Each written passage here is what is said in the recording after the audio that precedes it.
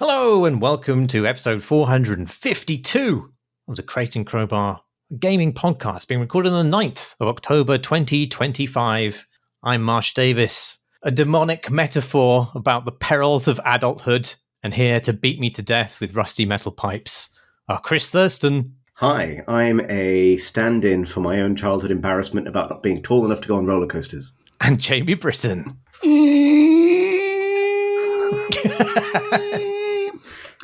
I'm a World War II air raid siren. Wonderful. Yes, redolent of fears, rural and urban. And the changing of generations. Indeed. What have we been playing? Silent Hilf. Silent Hilf. The hill I'd like to fuck.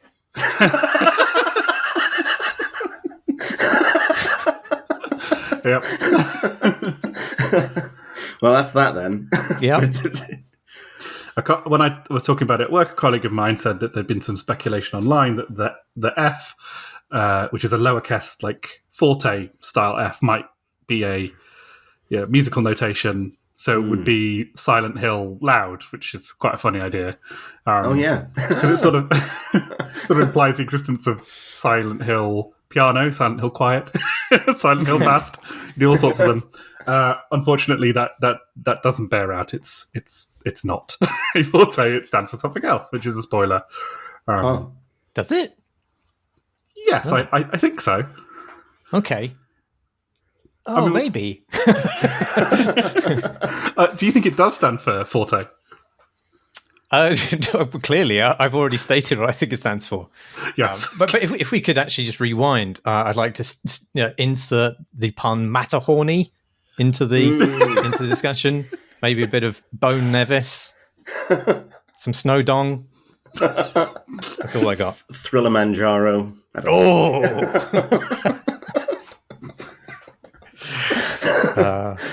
No, I mean that's sort of tonally and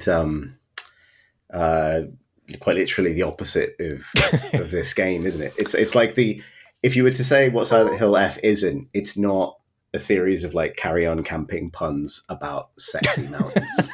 Like if we were to carve away the game that it is from the totality of things, it's not. It's also not a Championship Manager sequel. There is quite a lot of anxiety about sex in it. That is true. Not with mountains on the whole.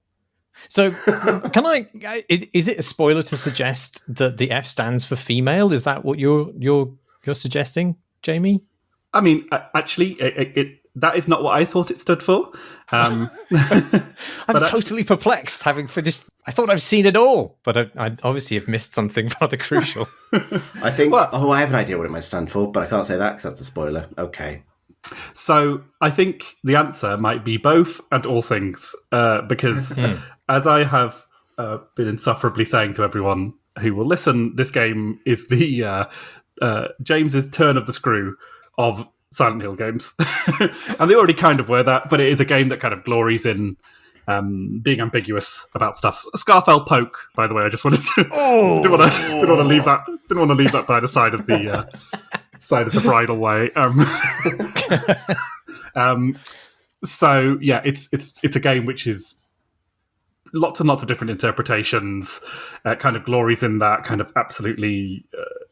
Is like a pig in shit with the ambiguous interpretations of events from multiple perspectives. We're going to talk about it. I'm going to try not to spoil it. I think it is a game that's probably best if you go in somewhat cold, so we'll try and avoid any major spoilers. I think I probably will talk a little bit about it structurally and what it does in terms of how the New Game Plus sort of aspect of it operates, because I think that is the thing that kind of ultimately makes it brilliant. So it's Silent Hill F. It is the new game in the Silent Hill series. It's the first kind of properly new game in a very long time. Obviously, there was Bloober Team's remake last year, and then there was this really terrible game called A Short Message, which came out a year or so ago, which was kind of what this game first looks like when you play it, which is to say a kind of teen angst, teen drama kind of Silent Hill skins sort of thing, where a bunch of sort of high school drama is done with a fugue state. And it turns out, oh no, suicide done in a very, very poorly thought through and slightly insensitive way. So this game kind of starts off feeling like that. It takes place in the 1960s, and you play this high school student called Hanako Shunzu as she kind of navigates her foggy hometown, which becomes more foggy. Maybe it's not always foggy. It's very foggy in Silent Hill F. Monsters and is that what the F stands for? For fog. Fogu. Yeah. So, foggy. Silent Hill foggy. So I've completed this game and played through one of the several New Game Plus sort of new endings. So like Silent Hill games of the past, it has one of the ways in which it kind of explores its sort of multiple meanings and interpretations is by repeated playthroughs, where you can sort of do different things to get different endings. But generally, the game is kind of Silent Hill pretty standard, I think, where you are in a kind of foggy, real quote-unquote world, walking around killing monsters with shit combat, which never gets fun. And then occasionally you pass out and are transported to a kind of dark other world where the metaphors kind of heighten, and things get sort of less sort of real, a bit more magical, and then there are insufferable puzzles to solve, which take too long. And then those together kind of build a sort of story which in the first playthrough of the game never really coheres entirely. It kind of remains ambiguous throughout that, while still kind of giving you enough, I think, to kind of pull you through. So I was completely knocked out pretty much immediately by this game. I think, although it has some issues with kind of all of the game elements of it, so the combat and the puzzles, I think narratively, I really want to use the word masterpiece about it. I think it is, in terms of its narrative, brilliant, really inspired. It's a game I was really looking forward to because it's written by Ryakushi 7, who is like a very ambitious visual novel writer who I've mentioned before on the podcast. Wrote Umineko games, which are these kind of crazily, it's similar in that they sort of start off as relatively domestic teen things and then go quite cosmic, which this does even more effectively, I think, because it is a taut Silent Hill style. The structure kind of really, really speaks to that. I think what it does so cleverly is it starts off with a small cast of characters. So you have yourself, the character you're playing, her couple of mates, and and a sort of figure who you talk to in the sort of shadow realm, and it more or less stays that way through the next sort of 2/3 of the game. Eventually, other characters do appear, but it uses those three as its kind of just absolutely tight focus in what it's trying to do, which isn't really an exercise in expansion. You are very much in a world that you know is not real. You very much know that your character is being subject to forces beyond her control. And in that first playthrough, those never truly coalesce. It's multiple playthroughs that give you that sense of the wider picture of it. But what I think is so wonderful about it is that it takes those ideas with this small cast of characters and kind of just goes for it. It's so confident in terms of the kind of world it wants to build, the sort of story it wants to tell. It has an esoteric cosmology, which kind of is hinted at, but is kind of deliciously present throughout. So almost in the way of, like, I thought Twin Peaks: The Return did this, and I think this game's very influenced by that, in terms of, like, there is definitely a geometry of the things that are happening around you. There's definitely a logic to them. You're just not party to that, and you'll never truly be party to that as a character, even on multiple playthroughs. And that's why I kind of compare it to Turn of the Screw, because it is a deliciously ambiguous mystery that is never going to be entirely clear, but still gives you more the deeper you go and the more you explore.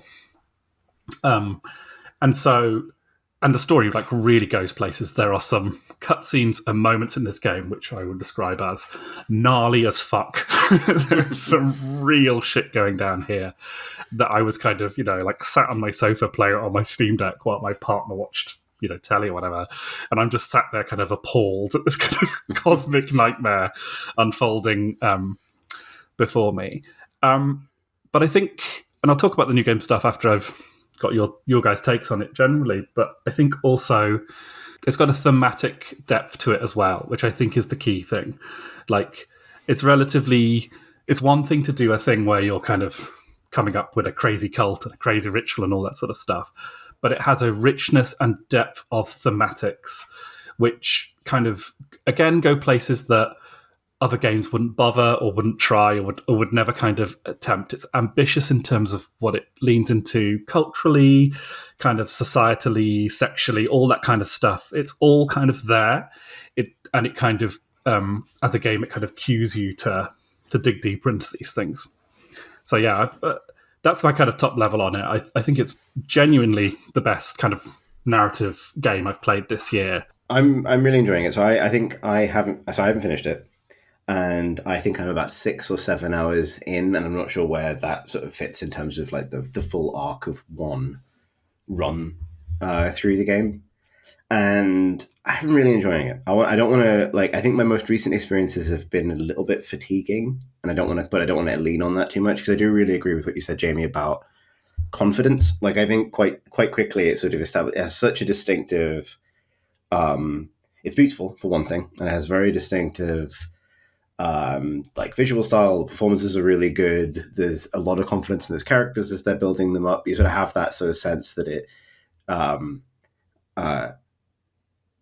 that there is a plan for all of the elements that are being introduced, and all of the visual symbolism that is kind of layered on from the very beginning, because it really does sort of just start. And I think that's something that I like about Silent Hill generally, but I think in previous Silent Hill games, or like the PlayStation era ones, you could kind of write that off as a sort of not write it off, but there's a sort of expectation or a naivety to games at that time, right? That we're just going to get starting, right? Like, we're going to load in, you're going to drive your car into Spooky Town, and then you're going to be walking around a series of vignettes in Spooky Town trying to figure out what you can interact with for the next X amount of hours. And I was sort of ready for this to be much more sort of narratively heavy-handed than it is. Like, you get this quick introduction to this character, her family situation, a sense of the tensions in her life. She walks into town to get away from her family under kind of sort of stroppy teen conditions. And then bad news, it's fog. Games begin. And it's worth noting, I think, that this is apart from maybe the games you mentioned, there has been this announced plan to broaden Silent Hill, right? And to kind of have Silent Hill be as much, I actually don't know if this links into other games, but like a genre as well as a specific story about one dude and his bad fog. Like, it's sort of, it's these psychodramas set in a small town ensconced in fog that seems to kind of draw everyone's fears out and make them manifest, or draw everyone's traumas out, and people walk through it figuratively and literally. And it's really, really effective at that. And I think that kind of hit me straight away, that confidence kind of gives you the confidence to start sort of kind of pressing on through it. I have found I really like the puzzles, for what it's worth. Like, when I know what I enjoy. I think the puzzle solving, I like that it has separate difficulty settings for combat and puzzles. I enjoy those parts of it and kind of thinking through them, and because I think puzzles are a good fit for this kind of storytelling, right? The sort of being encouraged to pay attention to the environments and sort of piece together inferential logic between things in certain ways, and even some of the ways it can set up scares by having you inspect objects and get a little fright, etc. That sort of stuff works really well. Then the combat, I think, is also fine. Like, it's one of those things where you do actually, it feels more combat heavy than most Silent Hill games, which is sort of odd given that you are playing a school child who just honestly just wallops the shit out of some great Junji Ito body horror design with a lead pipe. Yeah. But I think it's sort of, where I am at with it currently, and that I think your enthusiasm for it, Jamie, is actually the thing pulling me through it at the moment, because I've been distracted by other games. And knowing that it has that effect of like getting to New Game Plus and wanting to go and do it all again, I can sort of see that coming. But I do think, I was talking to a friend the other day about how, having now worked in games for quite a while, you start to see games differently. And one thing that I admired about this quite early is how economical it is, right? Oh, yeah. Like I knew you were going to be on the scope like a puma. Yeah. It's really economical because effectively it has, a tile set and a set of assets and monsters for the town, the quote unquote real world in Constant Fog, and another for the other world, the kind of gloomy, torchlit sort of world derived from like Japanese folklore that you go into. And I think early on, particularly, I think maybe I've played enough of these games and enough sort of survival horror games over the years to know what mid-game doldrums feel like. But I genuinely think that's probably what's happening, but I'm in it right now, which is you get used to this rhythm of like a certain amount of time and set pieces in one realm before you are transported into the other one, and the pace shifts. And I think for me, I'm at a point now where I could have done with like a touch more variety at the point where I currently am. And I say that knowing that I could probably come back on the pod in a little while and talk about the game after I finished it and be like, oh, I was X amount of time from the point where the asset budget releases another set of textures and things to bop. But that's really like, I think my only real criticism so far is that sort of like it feels like the pace sags a little bit.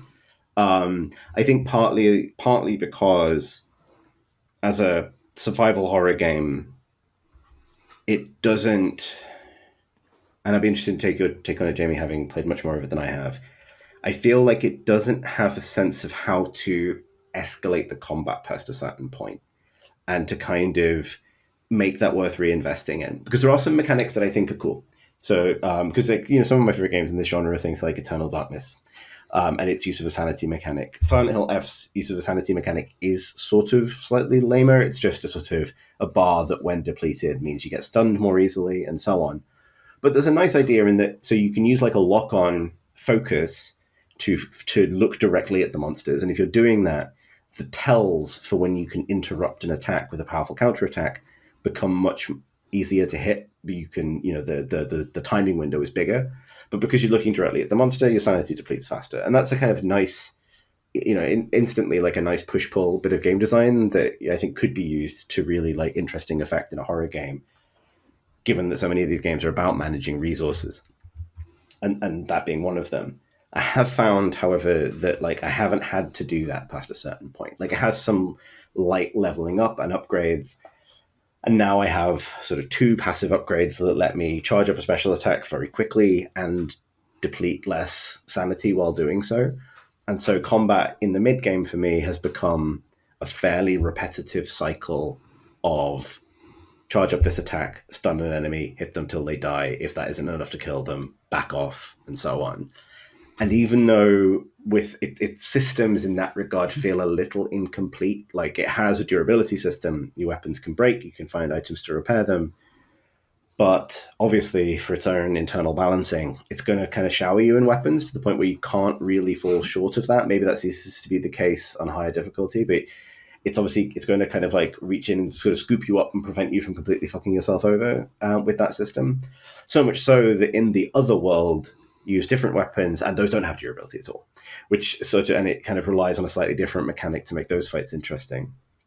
I don't want to dwell too much on it, but I think the mechanical side of it is notable because genuinely, I think if the combat set pieces, I think, were a bit more deliberate and added more to the experience than sort of room by room friction as you're looking for whatever puzzle element you need for whatever puzzle you're currently doing, then I think that to me would like elevate the mechanical side of it enormously to like, this is great status, right? Whereas I think now 6 or 7 hours in, I'm at the point where it's like, I really want to see where this is going. Every time I enter like a significantly new environment or something does move the story forward, I am pulled back in. but the game itself and its loops have sort of feel like I've exhausted their possibility space a bit earlier than I would have otherwise liked. I don't know if that's a fair take or if I should expect it to throw another curveball at me. As the game kind of goes into its sort of final act, its final third, it starts to, and I'm not going to spoil anything, but it starts to give you kind of extra things, right? Sort of extra toys to play with. And those toys should be the response to what you're saying, Chris. I should be able to say, oh yeah, you should just hold on a bit, Chris, because in a couple of scenes time, you get this really cool, which allows you to, and that totally like makes the combat kind of lift up and turn into something good. Yeah, the fact is, though, does it? It doesn't. You do get some cool shit, but it ultimately doesn't make a difference to that aspect of it. And I think the game suffers from having a story which is wonderfully asymmetrical, and the dream logic, which is like gorgeous to be lost in, but the combat can't follow that in any substantive way. It's just too. It's an energy that it can't quite capture, and so it does end up being like towards the end of the game, I was feeling like, I can't be asked. There was one combat encounter in particular which I lost like 3 times in a row, and at that point I was fucking livid. I'm like, I'm done with this combat encounter. There's an element of like, because the visual designs are so great, but I think I just had, again, I won't spoil anything into where I'm up, but I had like a new monster reveal, and it's like, oh, that's gross. That's a real metaphor right there. That's a big bodily metaphor for things, for fears that this young protagonist might be going through as she changes and the world around her changes. I guess I'm going to circle strafe it. Yeah. I guess I'm going to circle strafe it, wait for it to do its big attack, dodge in, do my heavy attack, dodge out, and repeat until the combat encounter has ended. And I think I don't want to be reductive about it, but I think there's to me, I think about games that I don't want to just superficially similar, but it's like World of Horror, which came out left early access last year, I think, which is a brilliant bit of horror storytelling with a lot of similar influences, and leans almost entirely on its kind of puzzles and sense of world building. And I mean, it has its own odd kind of mechanics in certain ways, but it treats them much more kind of it's a roguelike, so I think that helps it be more throwaway with stuff and kind of like less kind of hoist by video game structures. But yeah, I actually don't want to derail HILF chat into my issues with its mechanics. I just sort of I could understand why, and truly, actually, I'm so glad you've had such a good time with it, Jamie, because genuinely, I think I would have sort of churned out of it by now if I didn't know that it was going somewhere. Because I think another consequence of that, like dream logic, for all the confidence it has in it, it is reliant on your curiosity and your investment to keep persevering through the moments that are a bit more slow, or the next time you get dropped into a series of locked rooms and you're kind of escape rooming your way out of them again. Like it's asking you to do a bit of homework or to get to the point where the next part of this mystery kind of unfolds for you.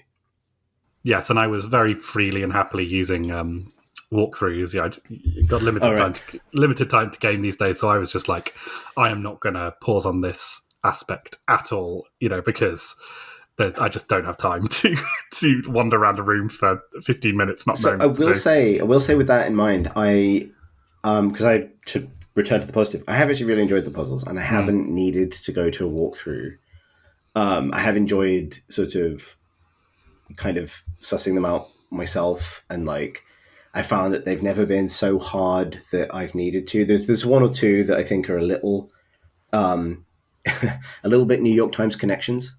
If I'm honest, where I'm like, oh, come on, that was a picture of a flower, you asshole.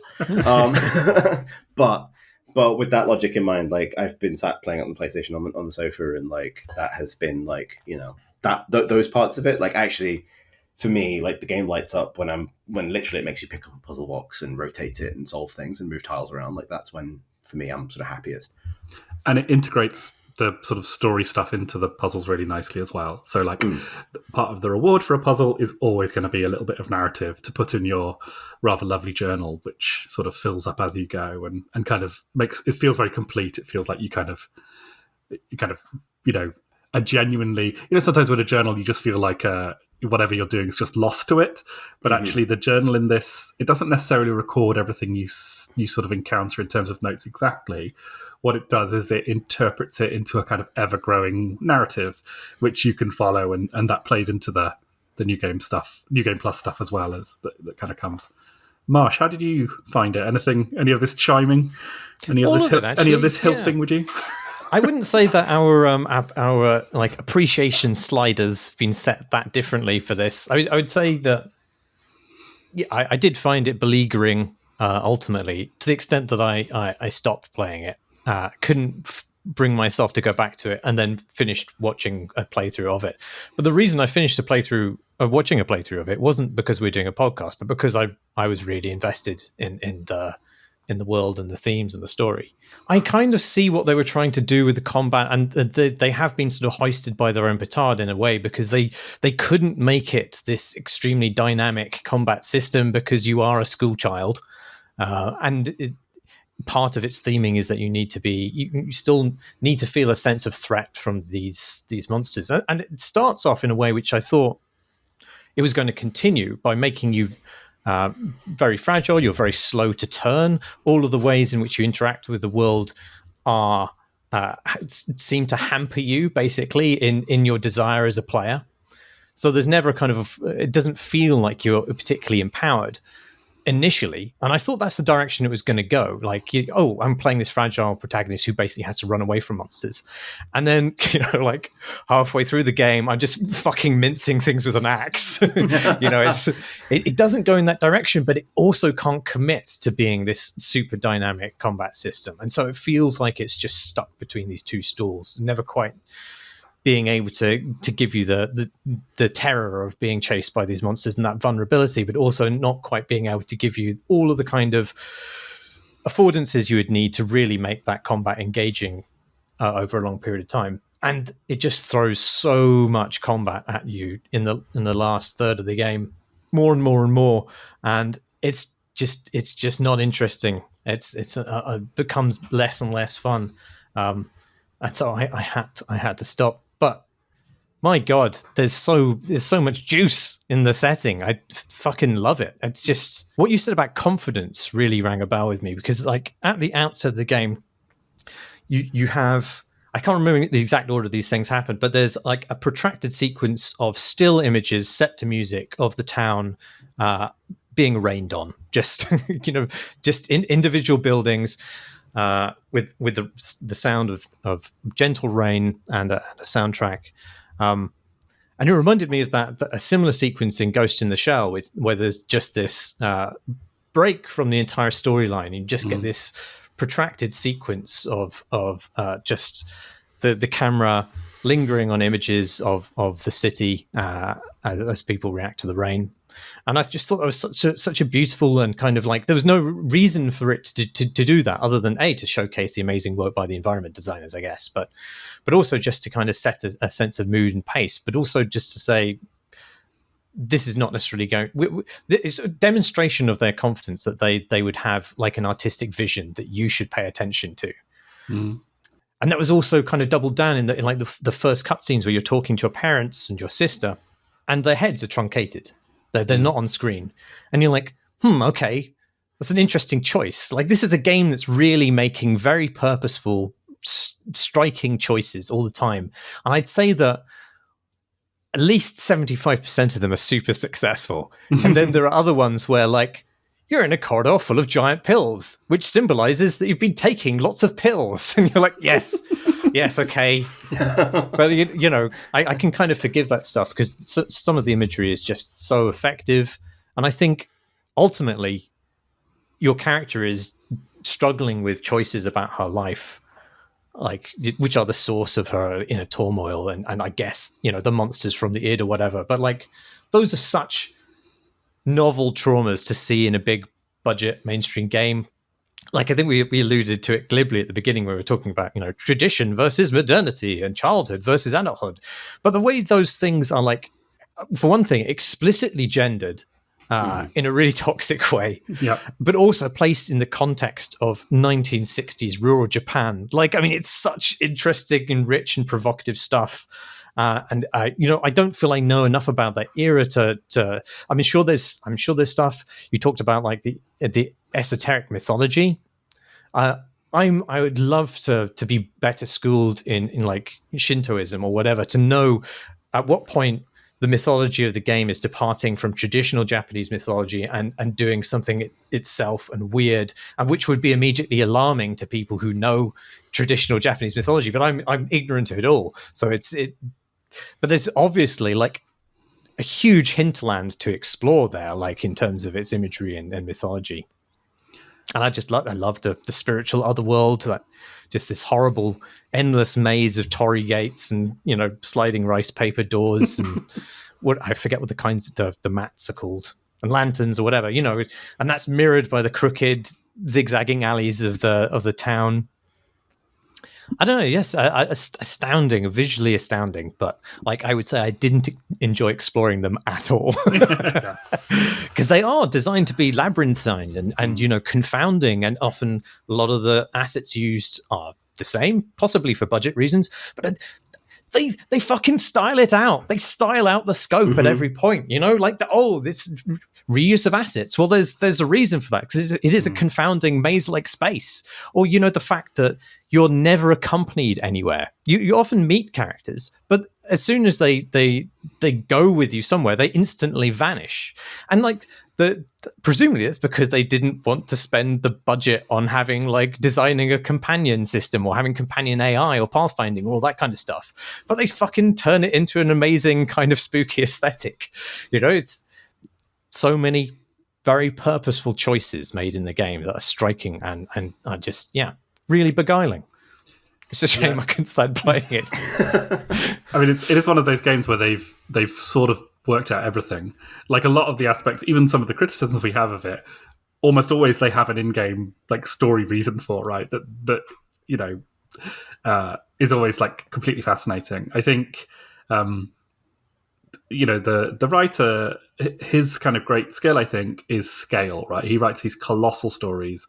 His visual novels are hundreds of hours long and offer no branching whatsoever. You're just pressing A for 120 hours of narrative, right? And I think what's been done here, I assume at least, is that he has written a story, he's created a world, he's created a universe and a cosmology, and then they've had that, and then they've found their route into it, right? They found their little narrow pathway that they can take into that world, which is just there and existing, right? It's like, we've built this cosmology, we've built this world, we've built these characters, now let's find our way into it, rather than like find our way towards the telling of that story, which is all often, if all of us here are writers and we know the kind of difference of feeling like a story is already there waiting for you and a story that kind of unfolds in the telling. And both of those things are wonderful things in their own way, but in video games and in a Silent Hill game, I feel like they've got that balance just right of like what's already there and what's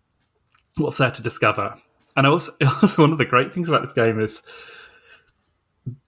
particularly even on that first playthrough, there's stuff in there that it just doesn't explain. Like there's a room full of like, you go into a room in one of the dungeons and there's this thing in there and you're just like, what the fuck is this thing? Like, this doesn't make sense. This is an entirely new thing that doesn't bear any relation to anything I've seen before.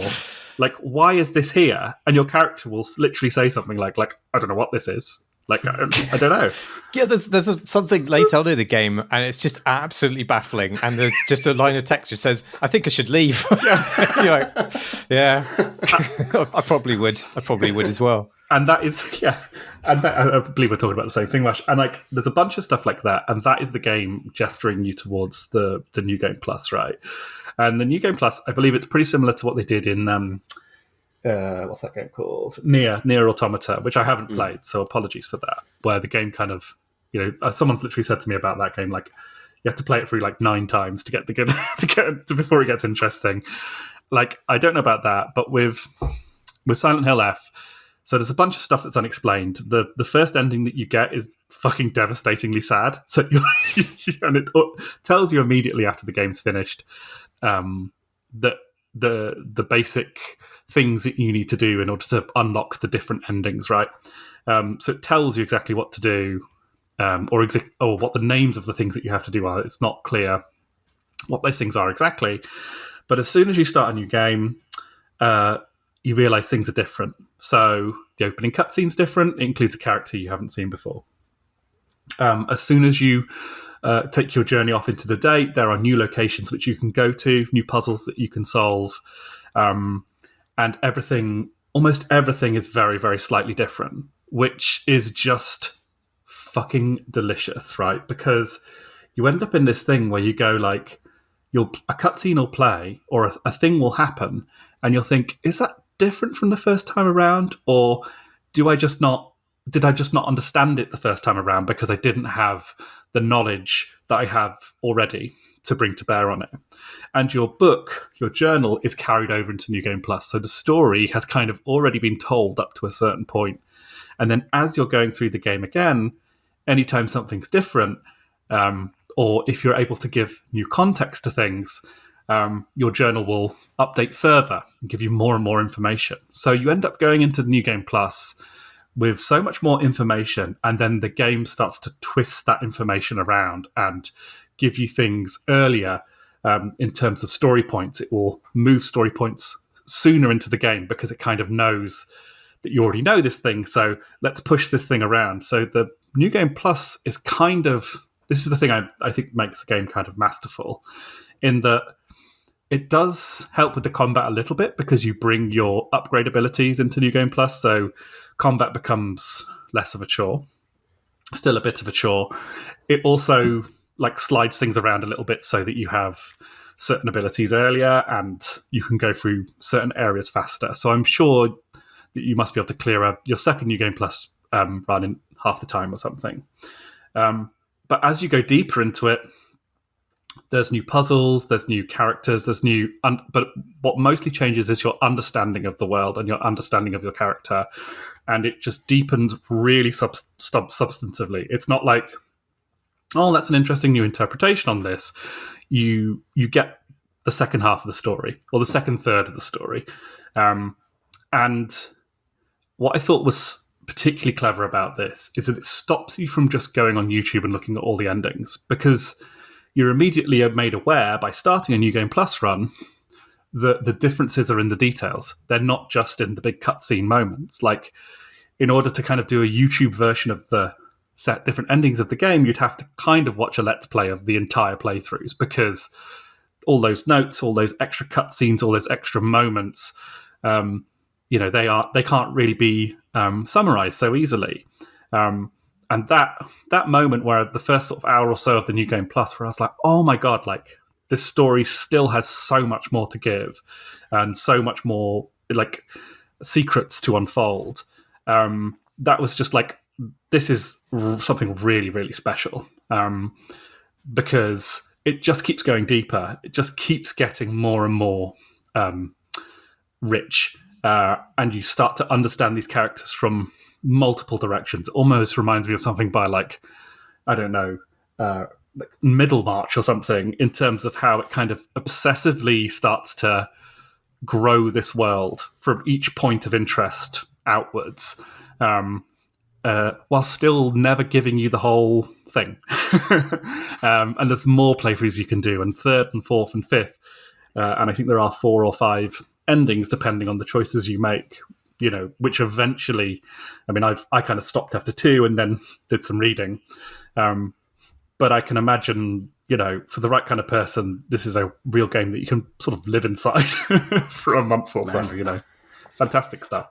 Yeah, I'm really glad to have that perspective, because it makes me because actually I am someone who enjoys replaying games, and I enjoy the second time round often more when you can sort of lean on existing expertise to kind of get to not just get through the bits that you don't enjoy, but also understand which bits you're not likely to, it takes away that sort of anticipatory angst of I think I have just stepped into a slog. Now I have to kind of, make myself go through it. But yeah, that really that really does make me want to put the necessary remaining time into it, however long that ends up being. Something that it reminded me of, and I don't want to kind of derail totally. Well, there's two things that I wanted to say, that both of which are total derailings. But something that occurred to me is like I hadn't realized when I started playing this that it would plug in something that I've been consuming a lot of recently, which is like Japanese media from the 60s.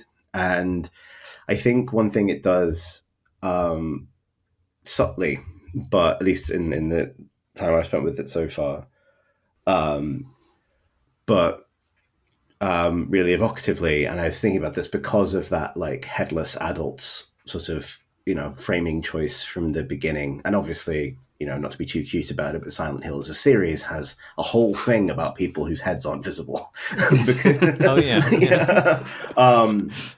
But there is that sort of, it's a really evocative era to pick up on in terms of themes about like so generational trauma and so on. I know we were sort of glib about it at the start. They obviously have you know, specific echoes within Japanese history, but are more broadly true of the world following the war and so on. And I wouldn't necessarily recommend this as like a literal counterpoint because it's a very different sort of story. But I recently saw a film called The Whale God. I don't know if either of you've seen this. And this, because this is going to be the weirdest leap back around to Silent Hill F, but I love Godzilla like a lot. and had opportunity at a film festival recently to see this movie, The Whale God, which is definitely not a kaiju movie, but it's like early 1960s Japanese film that is part proto Jaws in ways that are completely unexpected, but also partly Moby Dick. And it's basically a isolated, very rural Japanese fishing village in the 60s that believe themselves to be cursed by a whale. So it's got a little bit of like that Moby Dick thing. And effectively, over the generations of young men paddle out to sea to kill the whale and get themselves killed in the process. And that sort of like year on year of like colossal waste, but also sort of like thwarted masculine angst kind of eventually like rots the town itself. And it's such a cool piece of filmmaking because they have one absolutely fucking massive animatronic whale with which to tell this like incredibly intense psychodrama of, there's a character in it who is very clearly a very, very bad man and has a sort of similar like, but who claims to be a great whale killer and has kind of arrived in town from elsewhere. Again, echoes of Jaws. And there is something about like the way people's paranoia about each other and their second guessing of each other's intentions bounce off this sort of extra dimensional force, which is what the whale is really in the movie, that in the ways that did actually sort of like, I think, it's really effective. I really, really loved it. And also crucially because it's coming from the same, like, you know, that same sort of monster film milieu that also produces Godzilla, obviously. But there's something about that in Silent Hill that I really resonated with, because I think there's a lot of different layers of like Japanese fiction about that same set of subjects, like generational angst, about like a town turning in on itself and like sort of ripping its, you know, rotting to the point where the choice of the young is to kind of escape one way or another, or some in variously kind of hopeful and hopeless ways. That so it's very rich. I don't really have a point to where that whole thing was going. Just that, like, I think its roots in, we could obviously point to its roots in horror quite literally, and obviously there's, you know, I really admired the Junji Ito-ness of it all, but I think there's much more. There are many more hooks that it has, I think, into cinema and literature than even just on the surface. The other thing that occurred to me while I was, because Marsh, you mentioned the phrase "hoist by your own petard," and recently I found this via Blue Sky, and I can't credit the right person, but if you go on the Wikipedia page for rocket jumping, it cites the phrase Shakespeare's use of the phrase "hoist by your own petard" as the first instance of rocket jumping in which is probably true. I think, long story short, I think Silent Hill F would be improved if you could rocket jump. Don't spoil it if that is one of the powers you're referring to, James. Get later on. Get the BFG. Yeah, exactly. Yeah. But if you could just sort of like bonk over like a whole pack of knife-wielding, blooded mannequins, then that'd be for the best. And I would probably take that as artistically rich as well. One thing that I've been enjoying with the Silent Hill, I did at one point on my New Game Plus run through get a bit tired, and I thought, oh, maybe I'll just mod this game to get my character to cause 9999999 damage whatever time she uses the weapon or whatever. And I did. The survival horror community are very, very quick off the mark when it comes to modding weird and horny things into their games. Like, the game had been out for like a couple of days, and there had just been like, it's very impressive. Like, if you're the person who starts up Silent Hill F and goes, the protagonist doesn't look quite like she does on the box. I would like a mod. I would like to download a mod that makes her look more like she does on the box. Then that is there for you. Also, ones that make the teenage boy character in it be dressed up as Leon from Resident Evil 2, which is kind of great in his Raccoon City PD outfit. Like, some of them were quite tempting, and like another one that makes her look like Jun Kazama from the Tekken games. It's just such a specific interest where someone's like, yeah, I like the survival horror game, but I would like to play through this as this incredibly specific thing. I think there's something about the relative accessibility of the Unreal Engine that may be to the detriment of, like, you talk about how they've done such a good job, and it sounds like, I was about to say, actually, the New Game Plus stuff sounds like another example of them doing loads within limitations, right? Because if you're building a story to be repeated, that's again a very efficient use of the asset budget you've got. God, what has become of me? But I have to say, like, when those you expose the game to the uncapped resources of the fucking Nexus mod community, and yeah, suddenly everyone's Master Chief. And I'm basically, I'm just going to come out and say I think it's probably richer for them not having the budget to have an unlockable Master Chief skin as a like part of the base game, even as a pre-order bonus, for the Xbox version or whatever. You do have like a bunny costume, a pink bunny costume as a pre-order bonus. Do they? Yeah. Yep. Is that a bit? It's really not at all appropriate for the kind of story they're telling. I played it momentarily because I got the pre-order version, and come on. Nope, inappropriate. But isn't the main character's like a 14-year-old girl, right? She's 18, I think. 16 to 18. I think so. Well, it's an interesting question, I think. Yeah, I mean, it is also... I see. Does the F stand for fuck's sake?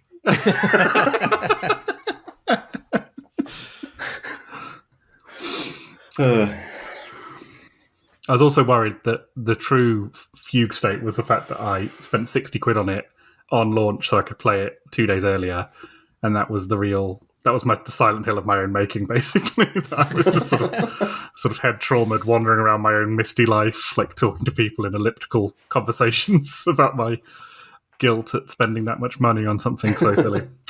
But actually, it was worthwhile. I was occasionally you spend that much money on a AAA game, and you think, "Wow, this is great." Yeah, I mean, in terms of Battlefield, yeah, it's launching tonight, I believe. It's tomorrow. Yeah. That's what Paul and I will be doing, and it's sort of, give it. There's, and this is probably a segue, but like, there's fewer and fewer AAA things that have very much pull, I think. In terms of like wanting to pay that amount for sort of day one access to something, but Silent Hill, I think, has certainly been worth it. Like for all of my points about like how lean it is, I think it's also like just sort of a very lavish production. And I don't think it doesn't feel. I would want that level of sort of internal completeness from any AAA thing, really. Yeah. Right? Like particularly given what we know about the longevity of it. Yeah, It's sold very well, which is good. Yeah, I'm sorry. I'm still thrown, but I didn't even know that pre-order bonus stuff existed, and it's just like, what's wrong with this medium? But I guess I think about the Dune popcorn bucket a lot. Have you spoken to someone about this, Chris? No, it just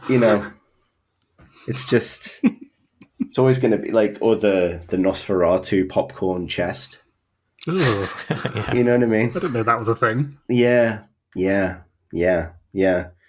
want to get dribbled on by Bill Skarsgård as you enjoy cinema, like probably. I mean, yes, but that's got nothing to do with. Yeah. I don't know where I'm going with this really, but just to sort of flail at what it means to present one's super complex, creativity in the most embarrassing possible way. And it's like there's some sort of like overture. I don't know what it is that's represented by like pay £10 extra for the unlockable bunny costume. That is like maybe all art requires that. I don't know. Maybe you should be able to go to an art gallery and get like an audio tour where someone just like makes fart noises like the whole time. Like there are no rules. Yeah, it's the ultimate the ultimate experience with just fart noises pervade throughout. Yeah. Thank God for mods. What else have you been playing? Me? Yeah, sure. Well, I guess I gestured briefly at like the AAA thing, and actually something that I definitely spent a good month or two back there down the dune hole. I've emerged from the dune hole now. I had a fabulous time. This is a different thing to the bucket. No, yeah, I've emerged from the dune popcorn bucket with my and into a different dune hole. I see. Yeah. Just now I am much like Leto 2. Now I am the dune popcorn bucket. Anyhow, and really enjoying some more indie things. So the one thing I really want to give a shout out to, because it's gone from like I hadn't heard of this to now I literally cannot wait for this game to come out, but it has a demo available, which is the most generically named game I can imagine, Sword Hero. Well, some of the things you're imagining when you hear Sword Hero are true. The sword's in it.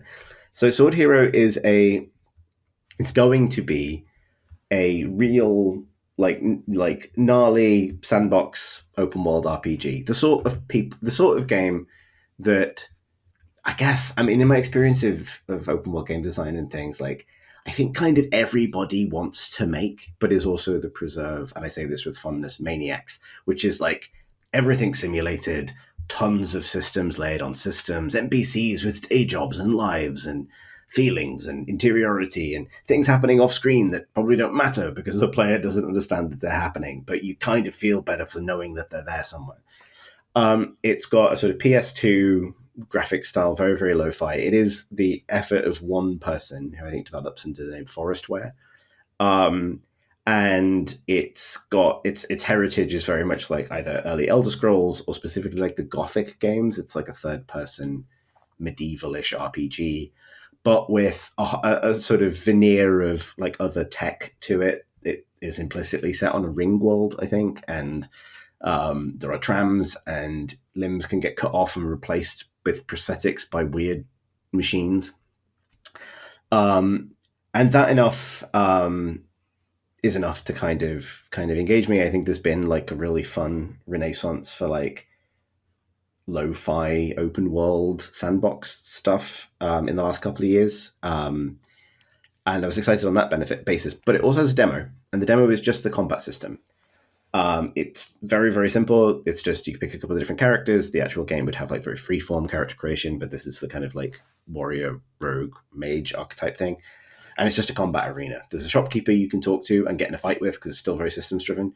And then it's a series of encounters against a variety of like either human NPCs or monsters. And once you kind of get the knack of the system, you can play through the whole thing in probably like 20 minutes. So it's not a ton of game, but the combat system absolutely fucking rips.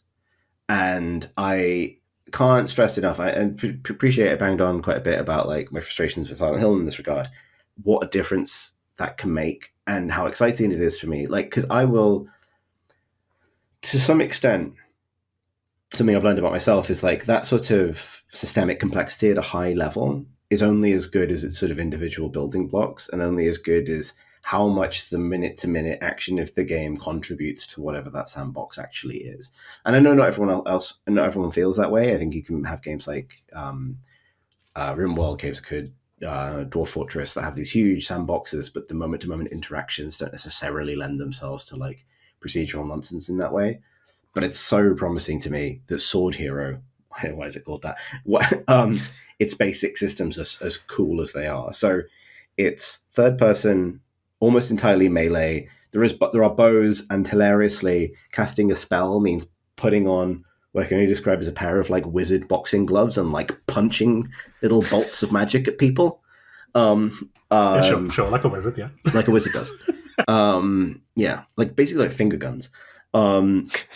But it's got a whole bunch. It's got it does have like lock-on and body part targeting. It's got a little bit like Die by the Sword, ancient game. If you care about that, I was just about to pop that word into the chat. Die by the Sword, where the mouse was the sword. Yeah, Die by the Mouse. But it's also got, there's a bit of Dark Messiah to it in terms of directional. So you have like directional sword swings, which it's simplistic but really well done. And it's same with Dark Messiah and the Jedi Academy series, and games like Mordhau, momentum mattering. So if you physically move your character so that the sword travels further, that will do more damage. And that sounds complex, but it's actually very intuitive. And loads of like limb damage and removal and things like that. So you can chop someone's hands off and they just sort of look very sad about it, like, and lose their capacity for interacting further. And like cool little gribbly little monsters that are extremely fun to decapitate. And it feels great. Like I haven't like been that charmed by a combat system in a while. It immediately makes me want to play more of it. And even in the context of just what is effectively like a circular arena demo, it starts to demonstrate some of the system stuff that is in the base game. So the part of its fantasy is that like prosthetics are readily available. So you can lose an arm, bandage it. You have no way of replacing that arm in the demo, but that could be replaced with many different things in the base game. But like you can find yourself like having to then try and win a fight by like using the kick to like boot someone into a spike trap or into braziers that fall over and fire propagates, and you know, delicious stuff. And then even little things like when you die, you're just lying on the ground. Sometimes you get horribly dismembered if you get caught at the wrong angle. And there is no save in the demo, so you just have to kind of repeat it like a kind of roguelike, but I guess it'd be like quick save, quick load in the full game. But NPCs, as soon as that you have ceased to be a threat, will just go about whatever it is that they were doing, which in this case often means looting you, and then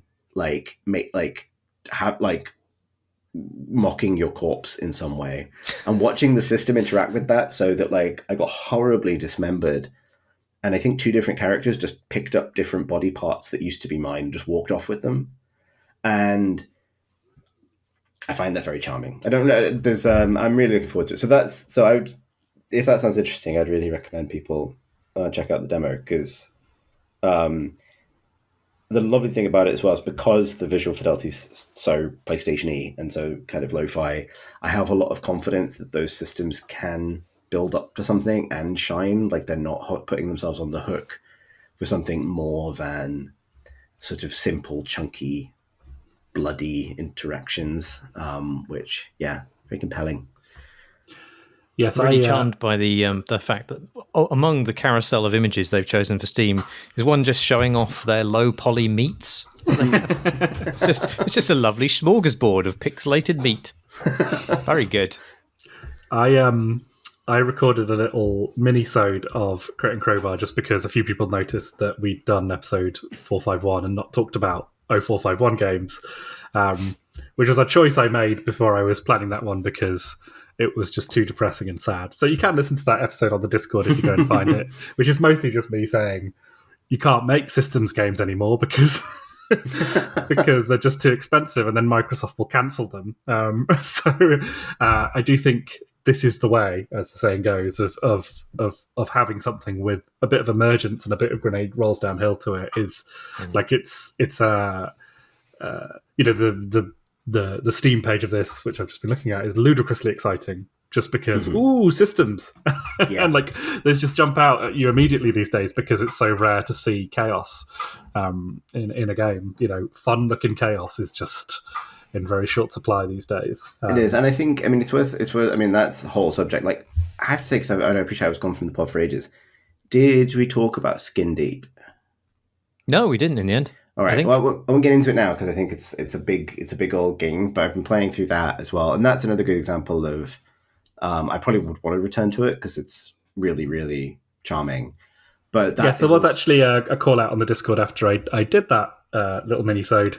Someone said, I would love to hear your take on Skin Deep, which I did play through and do have thoughts and feelings on, but maybe we can return to it at a different time. Yeah, but I'd say that's another thing, right? It's like, that Skin Deep is Blendo Games and Friends' what if all the best bits of a Deus Ex or a Dishonored were just small levels you could play through, which has some DNA in common with Tom's games in that regard of like, just skip to the bit where you're making a guard fall out of an airlock or whatever.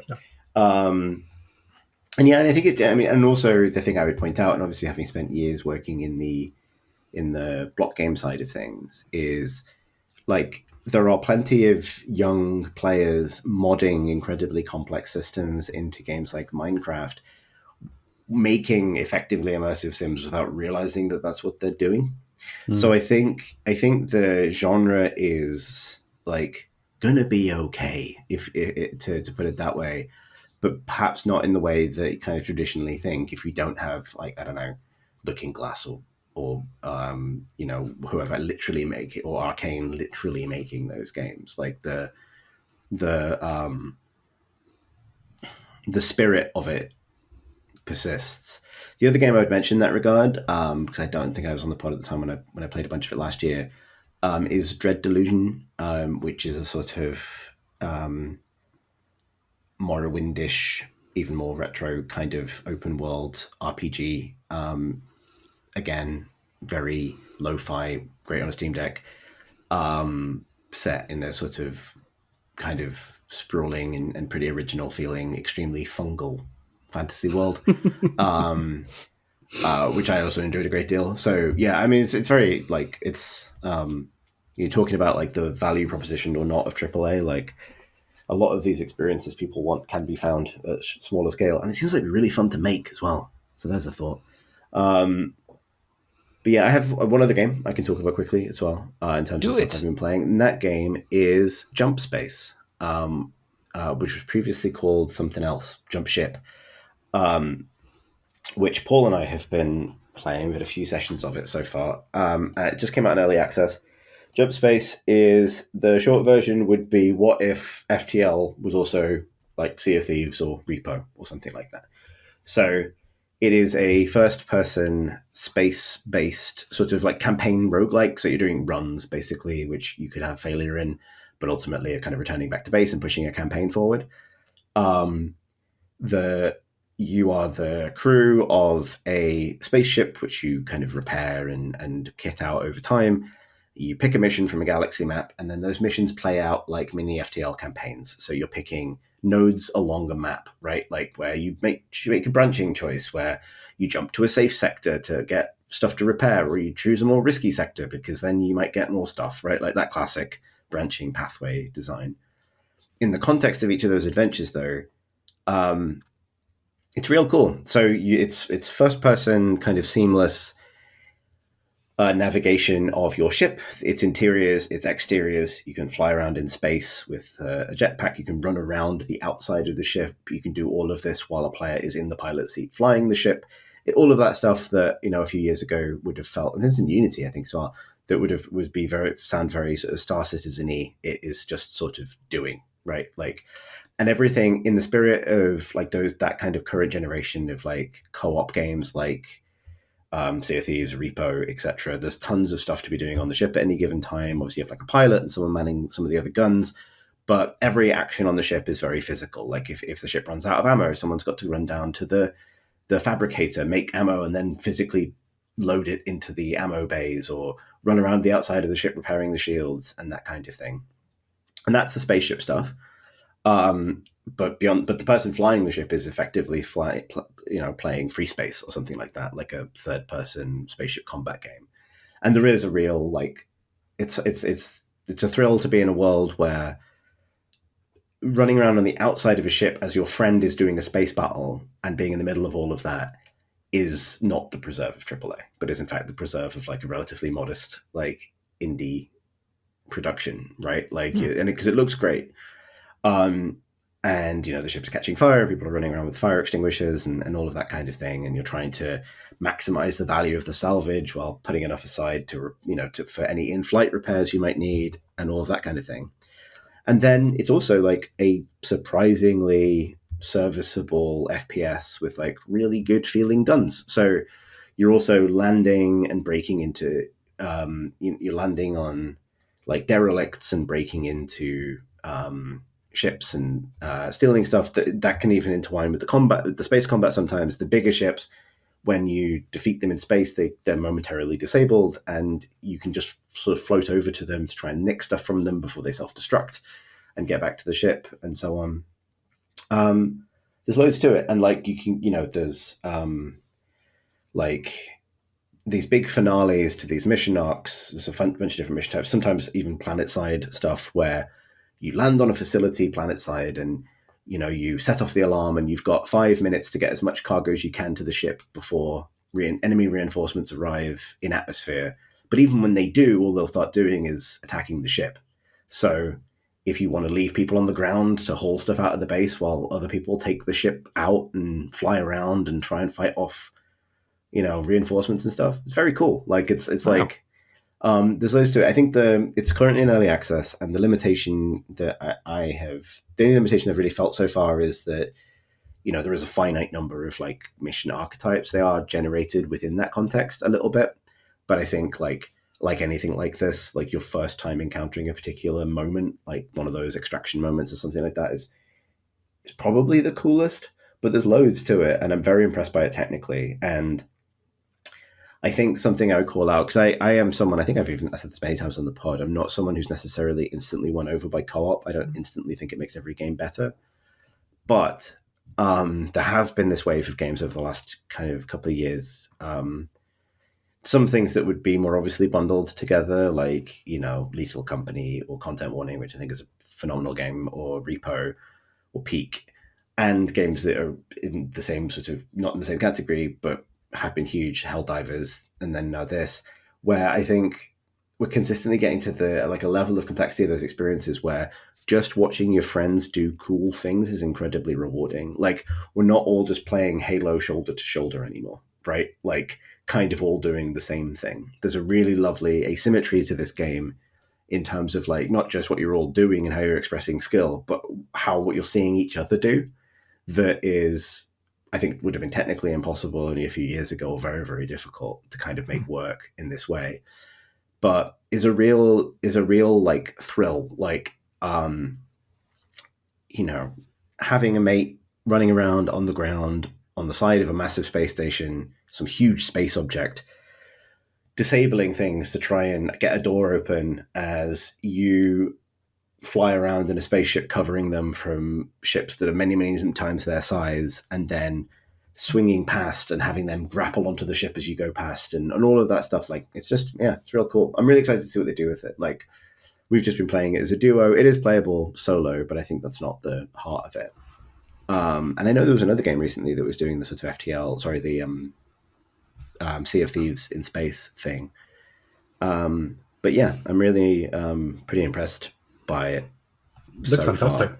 Yeah, there's another game out at the moment, not out, might be an early access or demo even, but I just saw Iron Pineapple playing it. He does good YouTube things where he plays Souls-like, and I actually noticed in the same video he played Sword Hero as well. But it's a game called Chained Beasts, where it's kind of a combat arena game, but you're a co-op combat arena game, but you're chained together.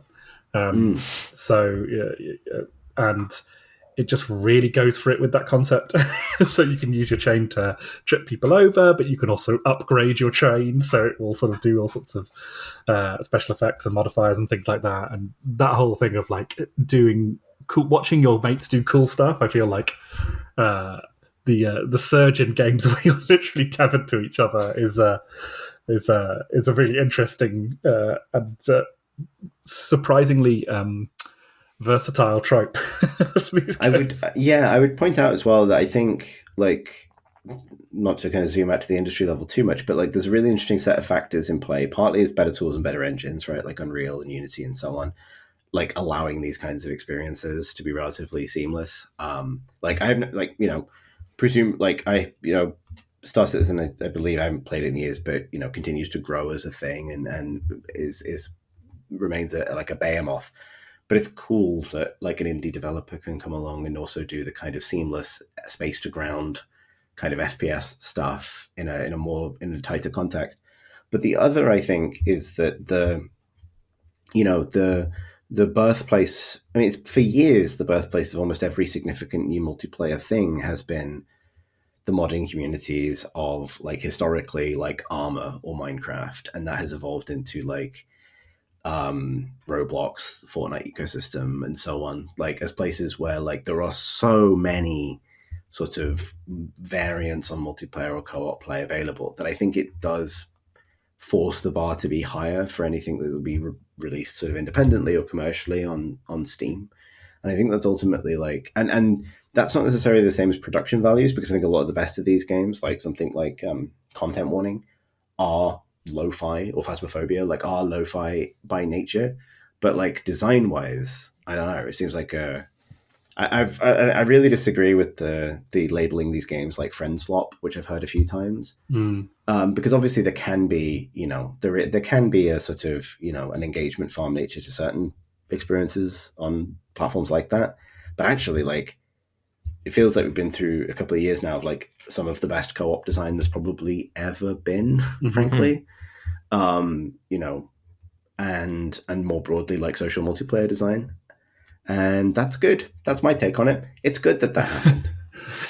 It's funny because I've been a reoccurring segment on this pod has been Jamie's ongoing adventures with trying to get his insane daughter to play video games with him, which to lesser or greater success. And like the other thing I've been doing is been playing like Dungeons and Dragons with her and her friends, which is really good fun to do. But like also can be quite tiring, and she's neurodiverse. Sometimes she's not in the mood, and sometimes these things go horribly wrong. So like I was like, I wonder if there's a video game which is kind of like, I don't know, like Hero Quest or Gloomhaven, but it's kind of kiddie friendly. And it turns out there's a game that's exactly that, which is called Sunderfolk, which is it's a little bit too friendly in its design, but it kind of draws from sort of Jackbox in that you control it. She can control it from a little Amazon Fire tablet, and it basically gives you a Hero Quest style, map where you do tactical turn-based Dungeons and Dragons stuff, right? And you've got your screen in front of you, and it's easy enough for her to understand, where you've got your character there, you've got your cards which give you your moves and your abilities and all that sort of stuff, and it's just like wildly fun. It's just really, really good. And in terms of like watching your friends do cool stuff or watching my daughter do cool stuff, it really foregrounds teamwork in a really friendly and kind of helpful way for her to understand. So she immediately understands, I'm playing as an archer. I need to be this far away in order for my bow to be as powerful as possible. Like, Daddy, you've got an ability which allows you to hurl me across the map. And immediately you just start getting these nice emergent kind of things sort of popping off from there. And it's been like a really fun thing to kind of play a couple of rounds on the TV. And like, it does seem like these kind of cooperative experiences, just as you were saying, like this is a double A-ish or Indie Plus kind of size team, and they've made something really special, which is expandable and is accessible, and you can play with your mates in the room, or you can play with mates in different rooms as a sort of party game. You could scale up the difficulty, like the level of friendliness in terms of how it kind of cues you to have fun with your friends is like, I don't know, it seems like a slight rediscovery of the era when video games were kind of only about having fun with your friends, or kind of that was the primary experience of going around to your mate's house and playing Streets of Rage 2 on their Mega Drive for 19 hours without stopping, and it does feel like a slight renaissance in that kind of vibe, and that's been like by far and away the most pure. After like, obviously she's never going to be good at Spelunky. I know Alex Wiltsh's kids got good at Spelunky, and that is going to torture me for my entire life because my kids are never going to get there, right? But she can have fun with this game, right? And it's been kind of easily the best game experience we've had. So it's nice to see that this kind of spirit kind of crosses a few genres and age divides and things like that. They do call the characters in it Sunderlanders because they're an American studio and they don't know better. But aside from that, what have you been playing, Marsh? I would like to talk very, very briefly about Mind Diver. More of a shout out, really, but it's an information game. It's the near future in Denmark, and Denmark. Why are you so excited about that? I love Denmark. Who wouldn't like Denmark? Anyway, they've developed the ability to relive memories via like a VR headset sort of thing, and not just your own. You can dive into other people's memories, and as a certified mind diver yourself, you are employed to dive into the mind of a woman who has recently reported her boyfriend missing and then subsequently suffered like a rapid degradation of her memory. It's all very mysterious, and so you go in, you access her memories, you play parts of them back, and then you sort of reassemble the missing pieces from the context of other memories. So you go from one memory to another. You sort of play a number of recordings. You kind of work out what they might be talking about. Then you see that item in another context, and you can plug it into the hole in the original memory, and that unlocks other voice recordings and other memories and other sequences. And you're building up this kind of picture over time as to what's happened to her and where her boyfriend might be, and all of this is represented in first person. And the 3D scenes that you're walking into are constructed out of photogrammetric scans. And they have, the actual actors playing the voice lines posed and scanned in environments. And what's interesting about it is it's actually a really good, sophisticated information game. There's lots to like about it. The story is actually very interesting, and the voice acting is pretty good. All of this is good, but what I just really like it aesthetically because they've not done really much to kind of make the photogrammetry look neat. It's all kind of fragmentary and glitchy. Sometimes it seems like the environment's made out of like a multiple colliding scans, and they kind of fragment, and then bits of them phase in and out. And it just gives this like really interesting kind of sensation of like, because it's dreamlike in a way. These kind of spaces aren't quite real, but also they have that verisimilitude of a real scan inside, even though they're low poly. But then the low polyness also kind of adds this layer of, okay, this is a dream being negotiated through developing technology. And it's really interesting because it's like, oh, okay, that's like they've run up against the hard limits of what they can scan and the kind of resolution at which they can depict them. But like Silent Hill F turning its kind of constraints into artistic choices, they've done the same thing here, and they've owned it in its kind of like a really interesting aesthetic way. That's all I wanted to say about it. It's a really good game, though. People should know about it and play it, especially if they like Her Story and Obra Dinn and such. I really like that the through line of this pod is God, limitations are good, aren't they? They are good. Limitation. Yeah, I mean, give me a 5-word caption and I'll give you magic. Yeah, exactly. Right. It's a thing that Jack White from the White Stripes, when he was on tour, he used to do a thing where he would every night of the tour, he would move his keyboard further away from where his like mic stand was, so that when he got to the bit of the song where he had to switch from singing over here to going and playing the piano over here, he would have to find a creative way of getting there.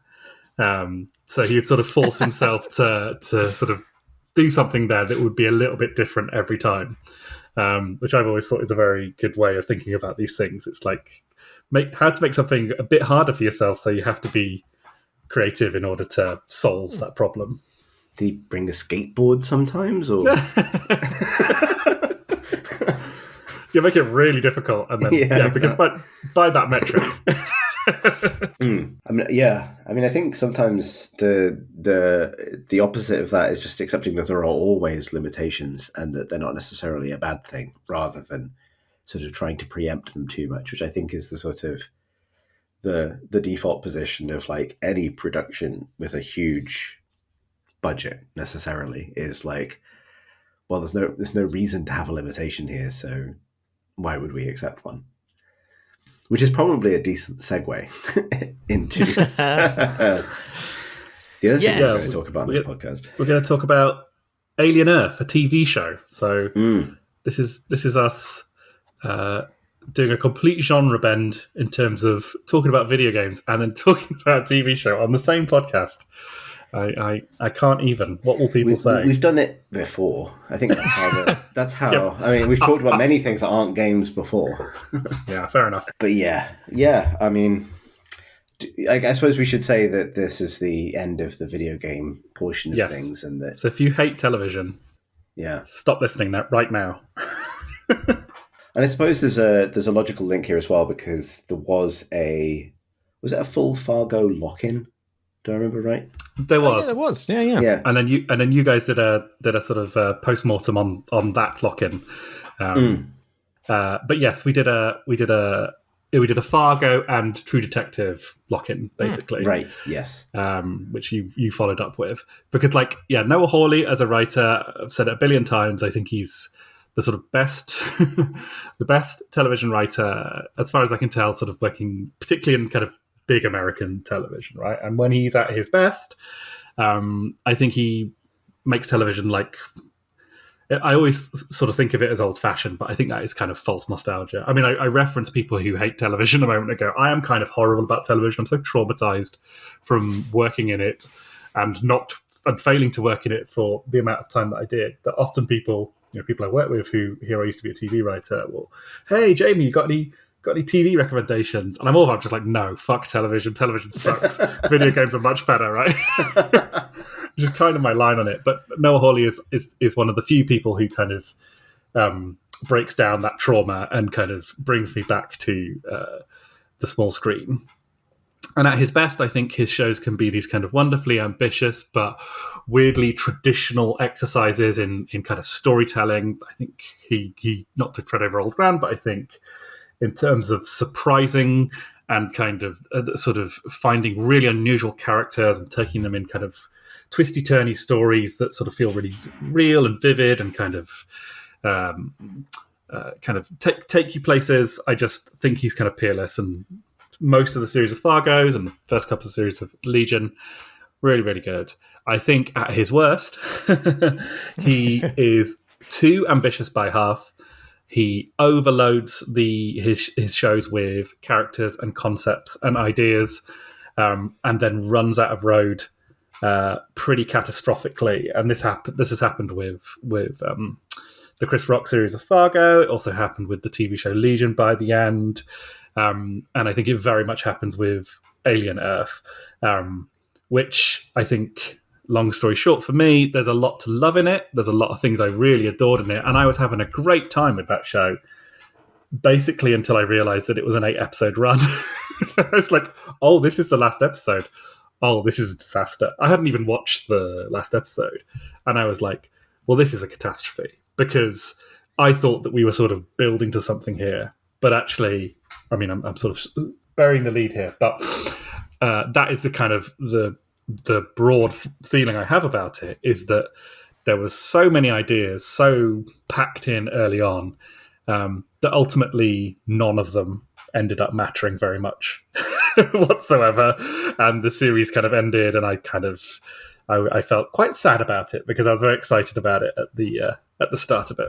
Yeah, and I mean, I appreciate to call out why I think it's worth talking, because obviously I would be even harsher. I started off with really good intentions. Obviously, I've got long and tiresome opinions about alien media, as does anyone of my kind. But the very willing to give a new take on it the benefit of the doubt, and there's a whole bunch of surrounding things that I think are worth discussing. And in the first couple of episodes, I think I was latching really hard onto the things that I felt worked well. I do feel like it's a pretty significant failure, basically, past a certain point, in a way that, unfortunately, sort of echoes back through the show, even to the good bits, and sort of makes the good bits worse. Yeah. But I think the reason that's interesting, and I think there's probably two things I would take away from it. One is, because we've talked about several different things over the years. One is about the kind of the state of TV or franchise TV in general, and one more specifically, I think about the history of Alien as there are very few things so beloved and so inconsistently repeated, right? I mean, it's actually not uncommon, right? Most of Star Wars is bad, and I say that as someone who loves Star Wars. But nonetheless, I think it's a new dimension of fumbling the ball for Alien in a way that illuminates why this keeps happening. And then more broadly, I thought what was kind of interesting about it is a whole bunch of things about it that feel quite refreshing and different from the outset. And you said, Jamie, about that kind of old-fashioned feeling of TV. Initially, it felt to me like a show that was, while having a lot of the trappings of big, expensive sort of franchise genre TV of the modern era, was, to use that word again, kind of confidently doing its own thing in certain regards. The opening of the show basically skips a whole Alien movie quite sort of confidently, right? Yeah. I loved that part. I thought, wow, they've really, they've really to kind of throw away Michael Smiley in a montage. Who does that? That's not a bold choice. Well, yes, exactly. But also similarly, but actually, I feel like over the course of its arc. And I don't know how. I guess we won't get into spoilers because I don't want to preempt it if people are still watching it or whatever. But I think what was really interesting is how in Falling Apart, which I think it does, it forms apart in a way that's so familiar from this kind of show now. And I'd be interested in your take on this, Jamie, because my take on it would be, it masks, I think, I would say poor planning. But I am aware that the kind of industrial circumstances of the production of something like this can enforce poor planning, whether it's episode counts or the expectation that there will be a season 2 or whatever, right? Whatever forces at work. It masks that with some really great casting and really great individual performances, because there are a lot of really good actors in the world, and you can go get them. They're right there. You can have them be on your show and and they will elevate it. And that is true of this, right? There are some really, really great performances in it. And it leans also very heavily on a really compelling first 4 episodes in that kind of crucial, opinion forming phase, where, as far as I could tell, all of the budget is basically in those first 4 episodes, maybe with the exception of episode 5 or 6. Which is the kind of the one that people go back to as the good, the one of the standalone really good ones, which is basically a bottle alien movie. But again, that's all of the that's the show's entire sort of budget, not just for special effects, but for kind of ideas, kind of blown all at once. And then into its last 4 episodes, it ends up in this place that I didn't really know how to name until it happened in Alien Earth, but it happens all the time in TV for me, which was the sort of the moving the deck chairs around the Titanic phase of inevitably like sliding towards an a conclusion is going to be unsatisfying from like, a mile away as you approach those last few episodes. And I think for me, like the telltale signs of that are like, oh, all sense of like time and geography has been suspended. And all we are doing now is rotating characters through necessary conversations we kind of need them to have in the 3 or 4 locations we have available to us.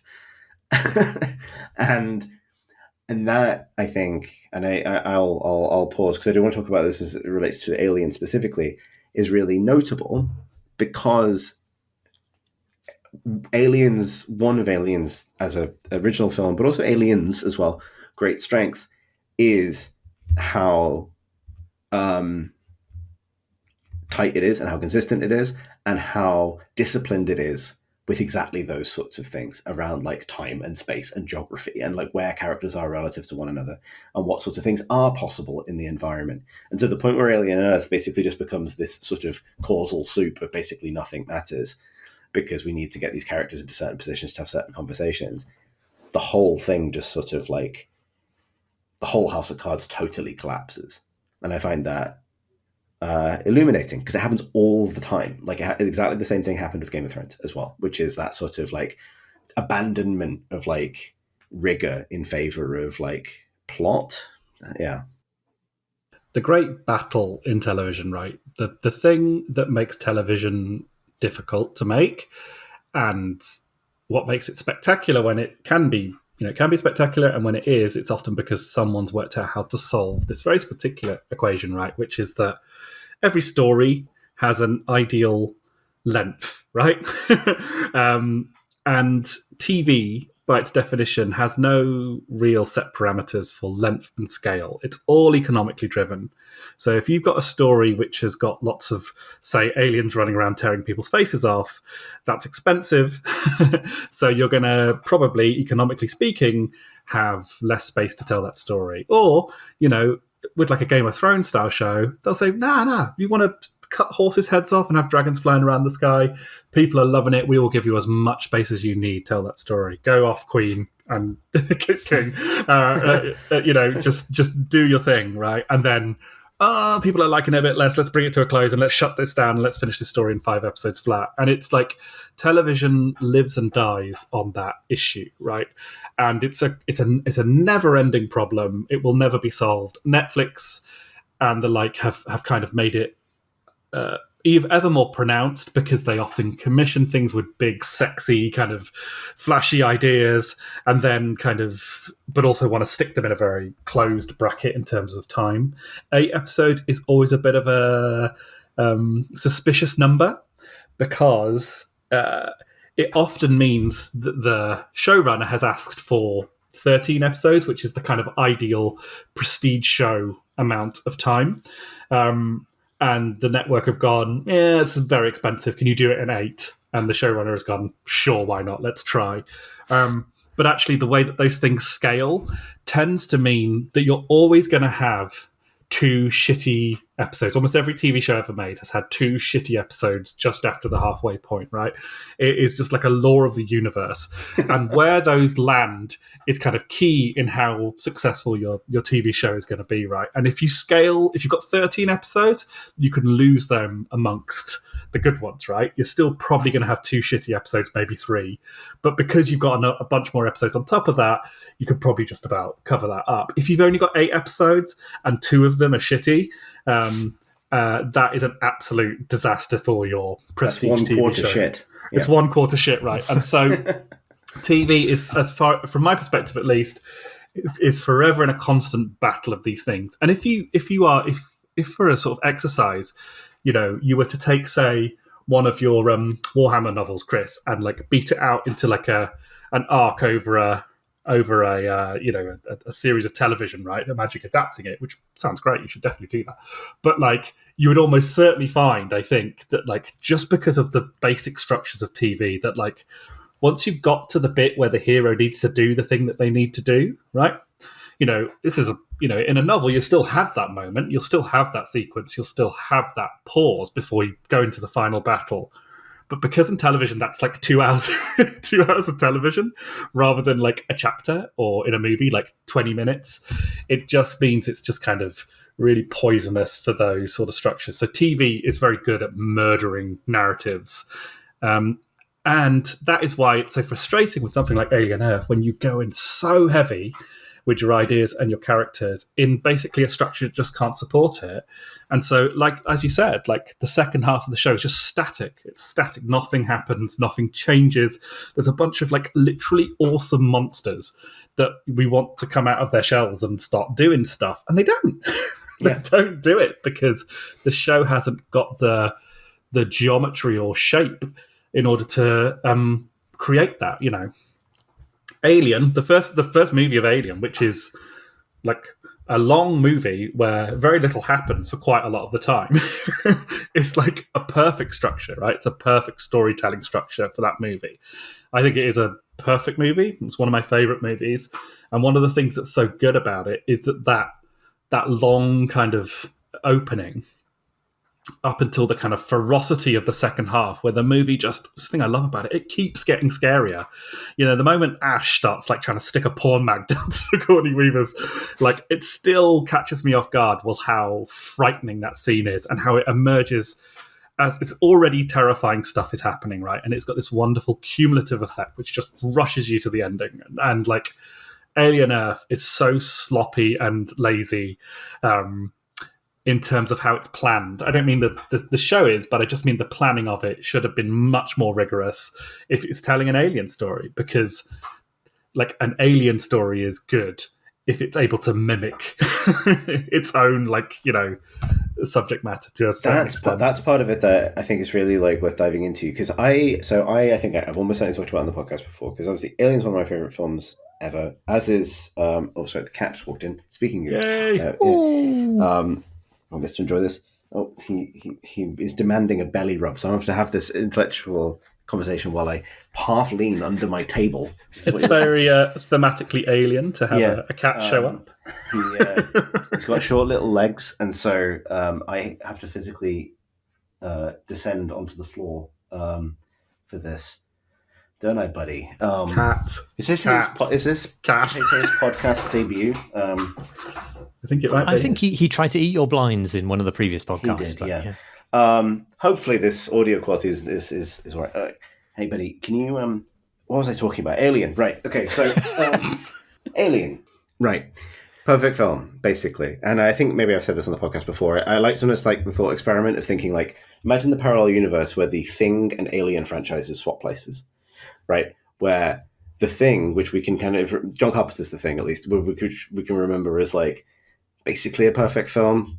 Obviously, there was a remake, and there's the original from the 50s, but doesn't have like endless sequels, wasn't made into endless video games, etc. It kind of stands on its own.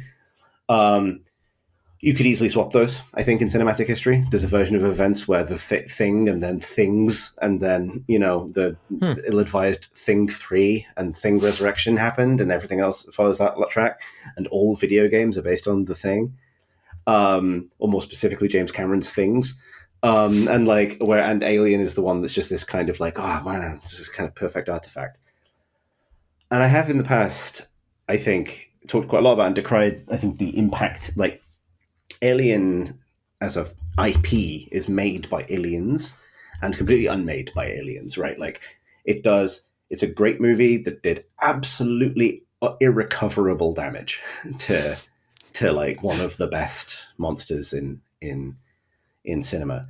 And that is true, right? And I have definitely been, and you can wander down the rabbit hole of like, that's why Alien Isolation is actually a secretly great sequel, etc., etc.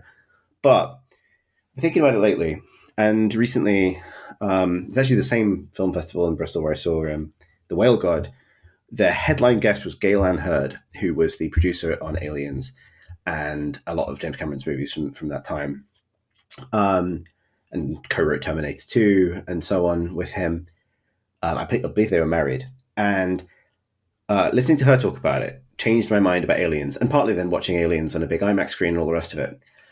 And from the point of view of the modern day, I think it's really easy to forget, certainly I had forgotten, that when Aliens was made, franchise IP was not a thing in the way that it is now. And people can levy all sorts of complaints about Alien in terms of Alien Earth, even in terms of where does it sit in the canon? Is it the Ridley Scott new canon? Is it the old canon, etc.? Doesn't fucking matter, right?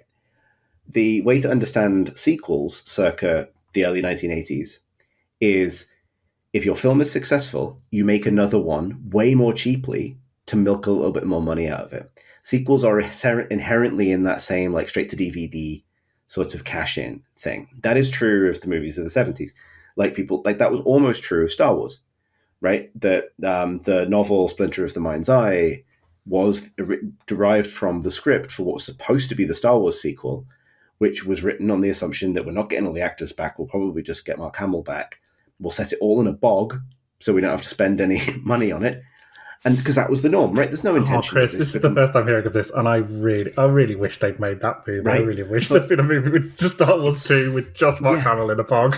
Yeah, because it's going to be Mark Hamill in a bog with some Muppets trying to find a magic crystal. Like, because it will sell. And like that, you know, you have to view all of this through the lens of like the cynicism of the time. It's just a different cynicism, which is people loved the first one. Let's honk out another one to get people back into the cinema. So why wasn't Alien Bog-Muppets then? Why wasn't Aliens Bog-Muppets? Right. And so this is so you know, Jaws ended up in Bog-Muppet territory, right? Like with its own sequel, right? One of the best ones ever made, Bog-Muppets. Aliens, right? And so this was the argument. Yeah, this was the argument that Galen Hurd made, which I found really compelling. Basically, James Cameron didn't want to make another Alien film unless they could get the studio to spend some money on it. Also, felt like there wasn't a sequel to Alien. There wasn't a way to repeat Alien because it's basically perfect. So basically said, we're not going to make a direct Alien sequel. We're not going to make the same film again or the same film in a bog. I will make a different film. I will make an action film instead. Right. Was James Cameron like a big get for not taking really. on that project? He was only just out of his sort of special effects guy years. Right. So the expectation from the studios might have been that he was going to do Bog-Muppets. Right. Or just like he'd be a capable pair of hands to do the same thing again. Right.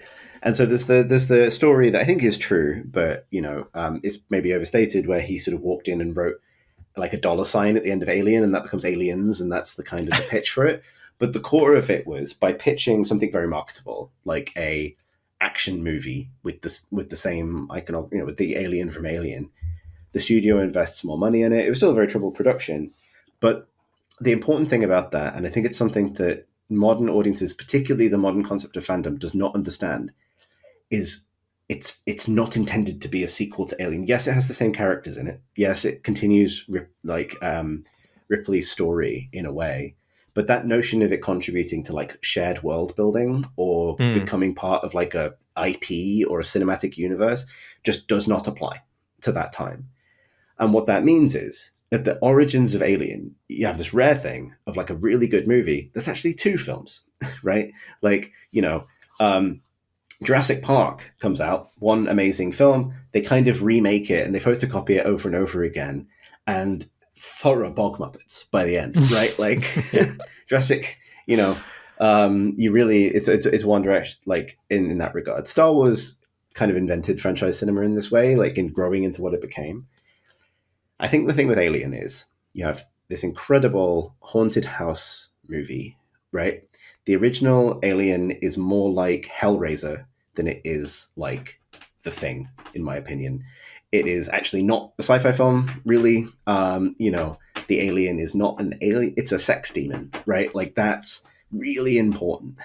Then you have Aliens, which is scary ants. And they're both good. But if you're making an alien thing at any point and subsequently, I think you need to know what you're making. I think you need to know, are we making a sci-fi action thriller? Are we making a psychosexual nightmare haunted house story? And I don't think you can punt the choice. I think you could do something that weren't those things. And I think at its best, Alien Earth is almost that show. Like, the version of Alien Earth I think would have been good if it was like, this is a corporate thriller. This is Succession for Earth circa the 2200s or whatever, explaining why characters in Alien are so invested in bringing this thing back in some way. But it's not. It never makes a decision about that. And because it doesn't make a decision about it, it ends up, I think this is the most damning thing about it, really not knowing what to do with the alien itself. And to kind of land that point, it's really clear that Noah Hawley's understanding of the alien from Alien is more like James Cameron's, right? Like, it's a scary animal. It's not Geiger's like cock monster. It's a scary animal. And he's done interviews where he's talked about their redesign of the creature, giving it like mottled camouflage and stuff like that, which tell me that he is squarely in that camp, right? Like, he thinks it's frightening because it will kill you. And in the action sequences that are effective in Alien Earth, it's good at killing people, etc. But that is ultimately like a very, sorry, it's becoming a real rant. That's actually a really limited threat. The horror has very little place it can go with, like, this thing will kill you if it gets you. Because, and I'll put it this way, Alien Earth, like, there's a classic Alien scene where the alien in Alien 3 brings its big drippy mouth really close to Ripley's face. In Alien 3, that's a really important moment because that's your first significant clue that she has an alien inside her. That's why it doesn't kill her, right? That she is implanted at that point in the story. Alien Earth does the same thing like 4 times to the point where it basically just convinces you that the alien just really has no respect for personal space as much as anything else. Like, it loves to dribble, much like my cat, who's gone over there. It loves to dribble. It's like an over-familiar dog. Like, yeah, exactly. Stop it. I'm getting slightly distracted, and I appreciate being ranted about this for ages, but I think that lack of commitment to it either being fodder for an action story. Yes, it's got the Marines and they've got the pulse rifles, but they don't work. The alien is variously bulletproof or not, or simply not there, or somewhere else, Jesus. Or whatever, right? And the world-building decisions it makes, namely being about children in adult bodies, that I think basically kind of make it too uncomfortable for it to go anywhere near the kind of like psychosexual territory of Alien, means it ends up kind of fatally nowhere. And that, I don't think I've ever seen an Alien thing put itself in the position where the alien itself is its biggest liability because it doesn't know what to do with it. And I think that's like, yeah, it's such a fascinating thing. Like, it would be a better show with no aliens in it, which is a really weird thing to say. Is part of its lack of commitment intentional, though? I did wonder if there was like a concerted effort to kind of scroll through the different areas of Alien in the first few episodes. So you get that montage sequence at the beginning. Oh, that's Alien out of the way. Then you get some Marines. That's Aliens. Get that out of the way. And then it just seems to sit in a groove of being the true sequel to Alien 4. You know, the Alien film that everybody really loves. Alien Resurrection. Yeah. And it's just, it becomes very cartoonish. And, you know, you've got kid characters with cyber swords and stuff. And like, I mean, I don't know. I mean, I hated it pretty early on, I have to say. Yeah, you had its number from the start, yeah. Well, I mean, I really wanted to like it because I was quite blown away by that introduction. And then it just, nothing quite landed for me. And I think that the fatal thing was, when you're talking about the alien being alternately bulletproof and not, it's that thing where even within a single scene, causality is dispensed with as a thing that actually matters at all. So in like one of the first 2 episodes, the alien walks into a room and basically everybody instantly explodes in gibs. Like, he insta-gibs everybody in the room because he's so lethal. And then, like, maybe within like a couple of seconds of that, he's tasered and stuffed in a bag. Like, oh, okay. And then he just gets out of the bag. Because the bag means nothing. So, like, none of the characters' actions mean anything because it's immediately undone within seconds of it happening. I just found that so exasperating. And, like, the tenor of it felt just all over the place for me. Like, I think I completely understand the idea that you want that trying to create some middle ground experience between Alien and Aliens is impossible, and you can't evoke that because they are two different films.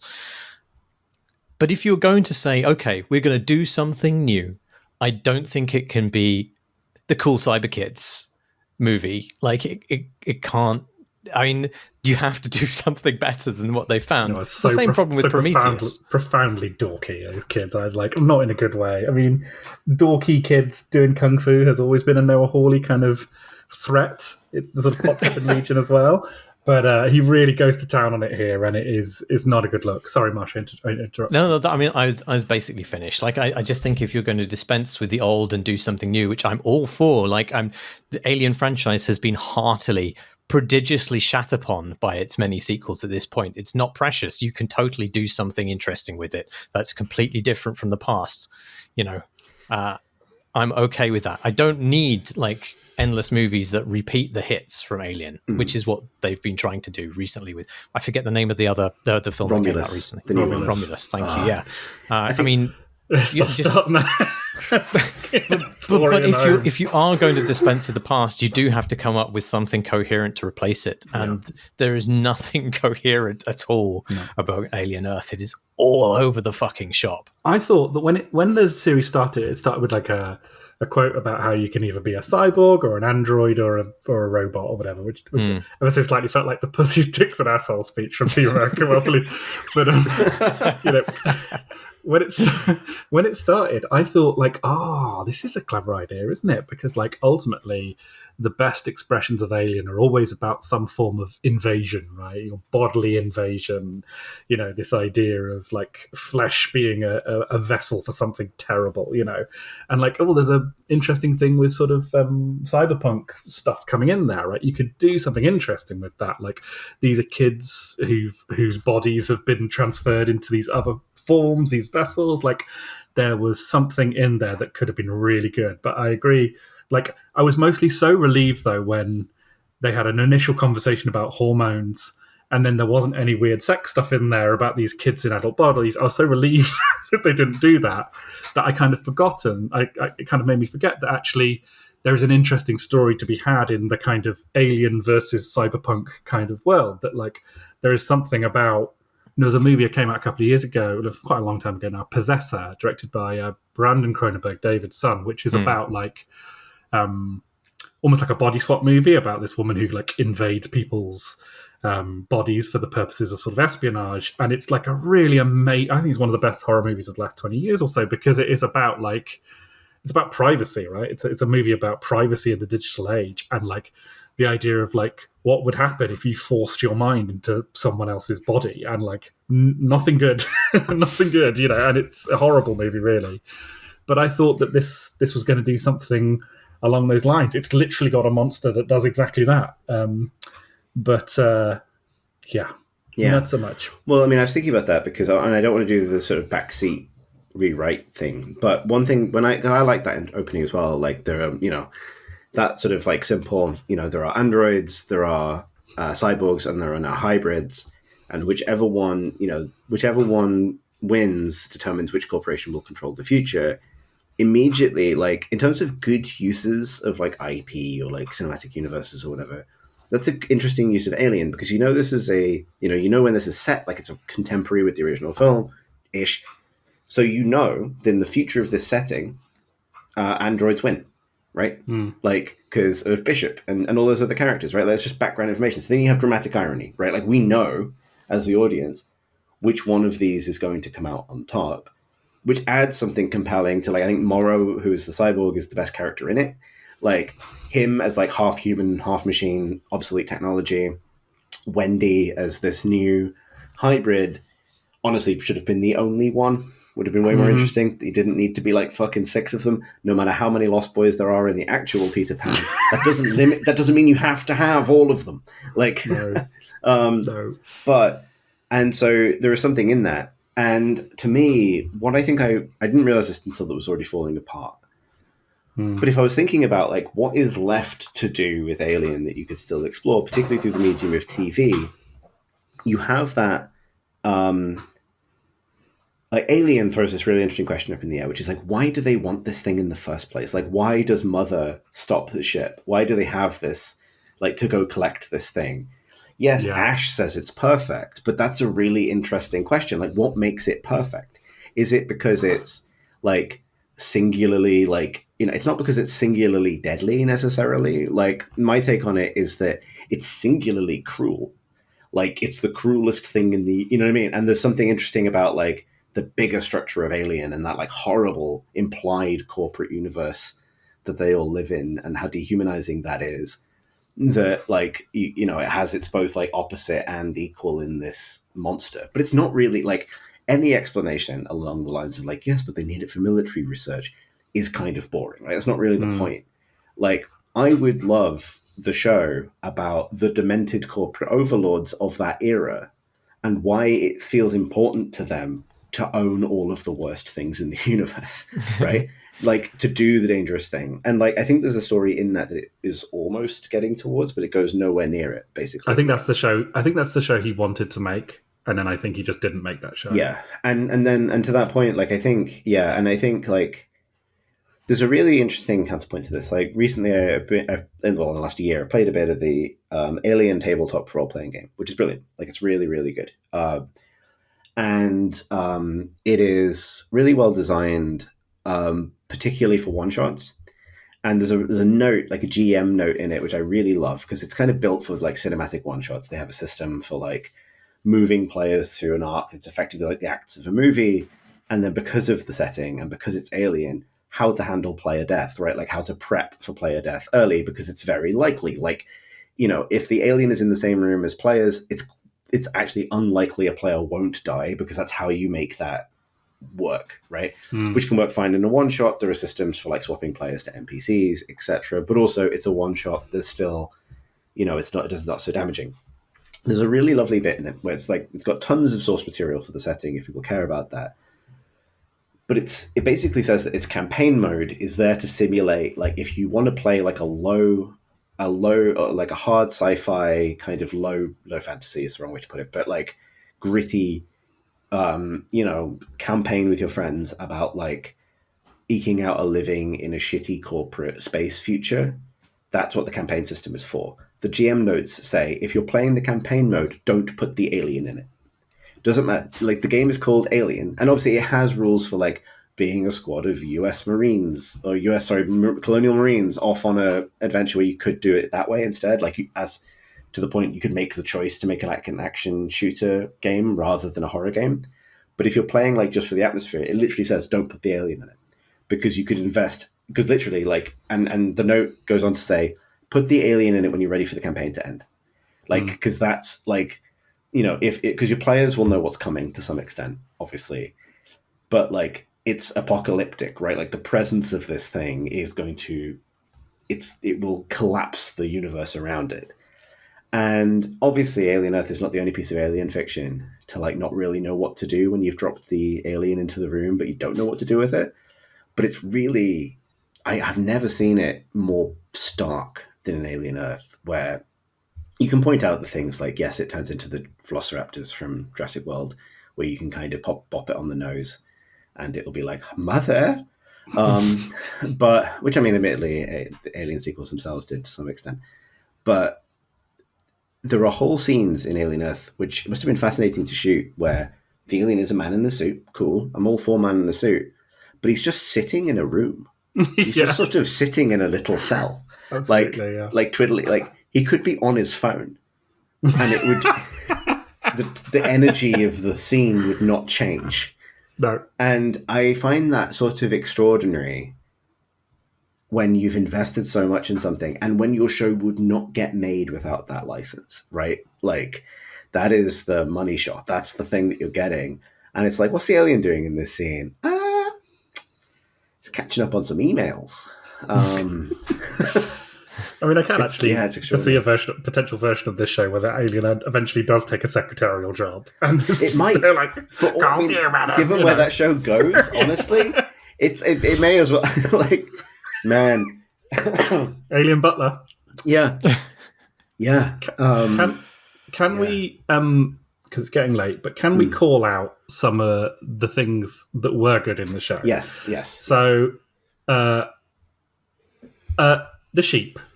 Like, Yes. again, the sheep didn't go where I wanted that sheep to go, right? The sheep just stood there in that tank, glowering. It was on its glowering. phone. It was on its phone. However, I fucking love that sheep. I thought it was a brilliant I think generally all of the other aliens in it were all brilliantly conceived, genuinely scary, genuinely horrible. Those leeches were fucking disgusting. Like all of that stuff was so brilliant. And then they just kept them in the room for the rest of the series. But like the sheep like stomping out the next number of pie, I thought was fantastic. I just thought it was a brilliantly designed monster, and the sheep incarnation of it was also really, really good and just scared the shit out of me and just generally gave me the ick in the way that monsters haven't for quite a long time, to be honest. I genuinely loved the monster design in that show. I mean, the monsters are all these like perfectly evolved murderers, but then the scientists, I'm just, even with my compliments, I can't help slagging it off, but like, you know, the scientists who are like, right, with one hand, I'm just going to take a nice long sip of my Aeroflow water bottle, and then with the other hand, I'm just going to dip my scalpel into this big vat of horrible alien monster worms. But never mind, I digress. So that was my one.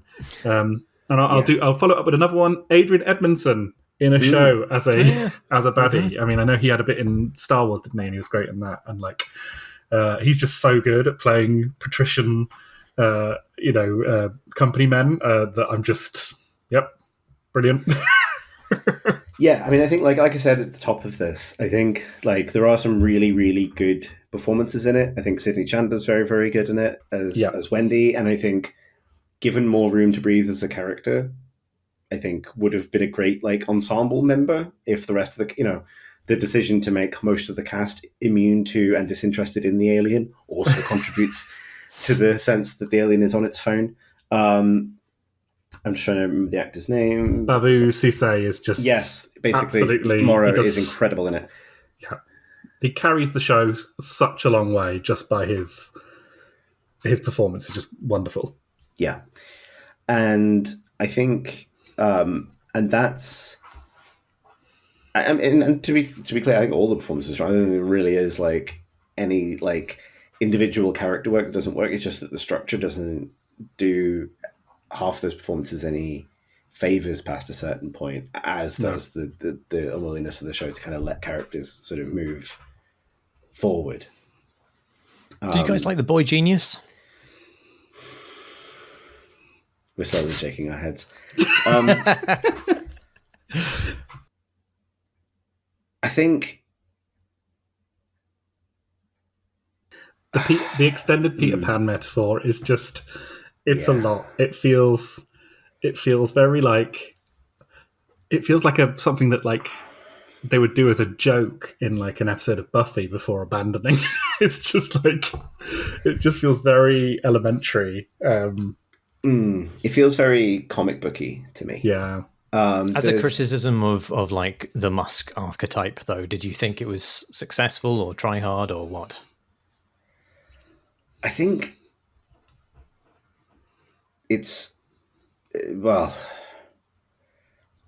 I'm not sure if it ends up as I don't think it works as a coherent critique of corporate leadership, because I think that's very hard to apply to like Aliens cyberpunk dimension, where like the Yutani Corporation is literally modeled after like a feudal Japanese court, and they have like samurai cyber guards. Like, it's very hard to like build like, you can't really find like a fucking Sam Altman in that necessarily.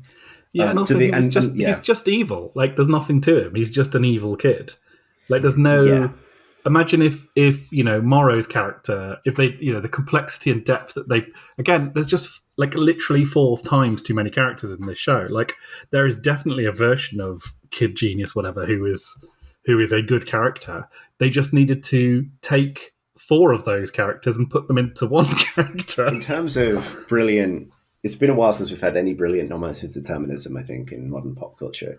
And the name Boy Cavalier for a character who is both young and reckless, brilliant.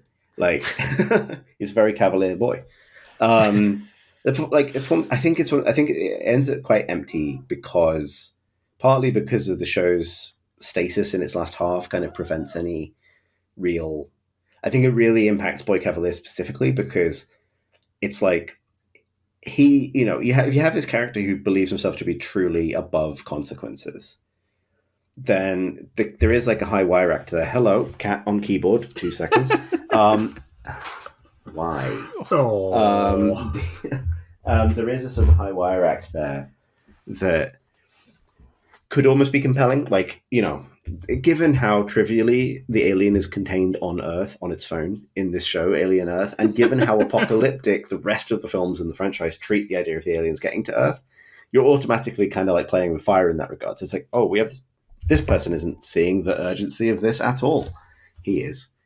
Look at the window. Noah Hawley saying in this interview I read afterwards, where it was like, if we consider that Arthur is the moral center of our show, and I was like, who the fuck is Arthur? I don't even know who Arthur is. Like, he's the good scientist man. Sure, he had about 5 lines. Yeah, until his plot mandated classic iconic alien moment TM. But what I say about Boy Cavalier is like, and this is more structural, right? Like, there's a point towards the end of the show where it's out, it's loose, the alien is out, right?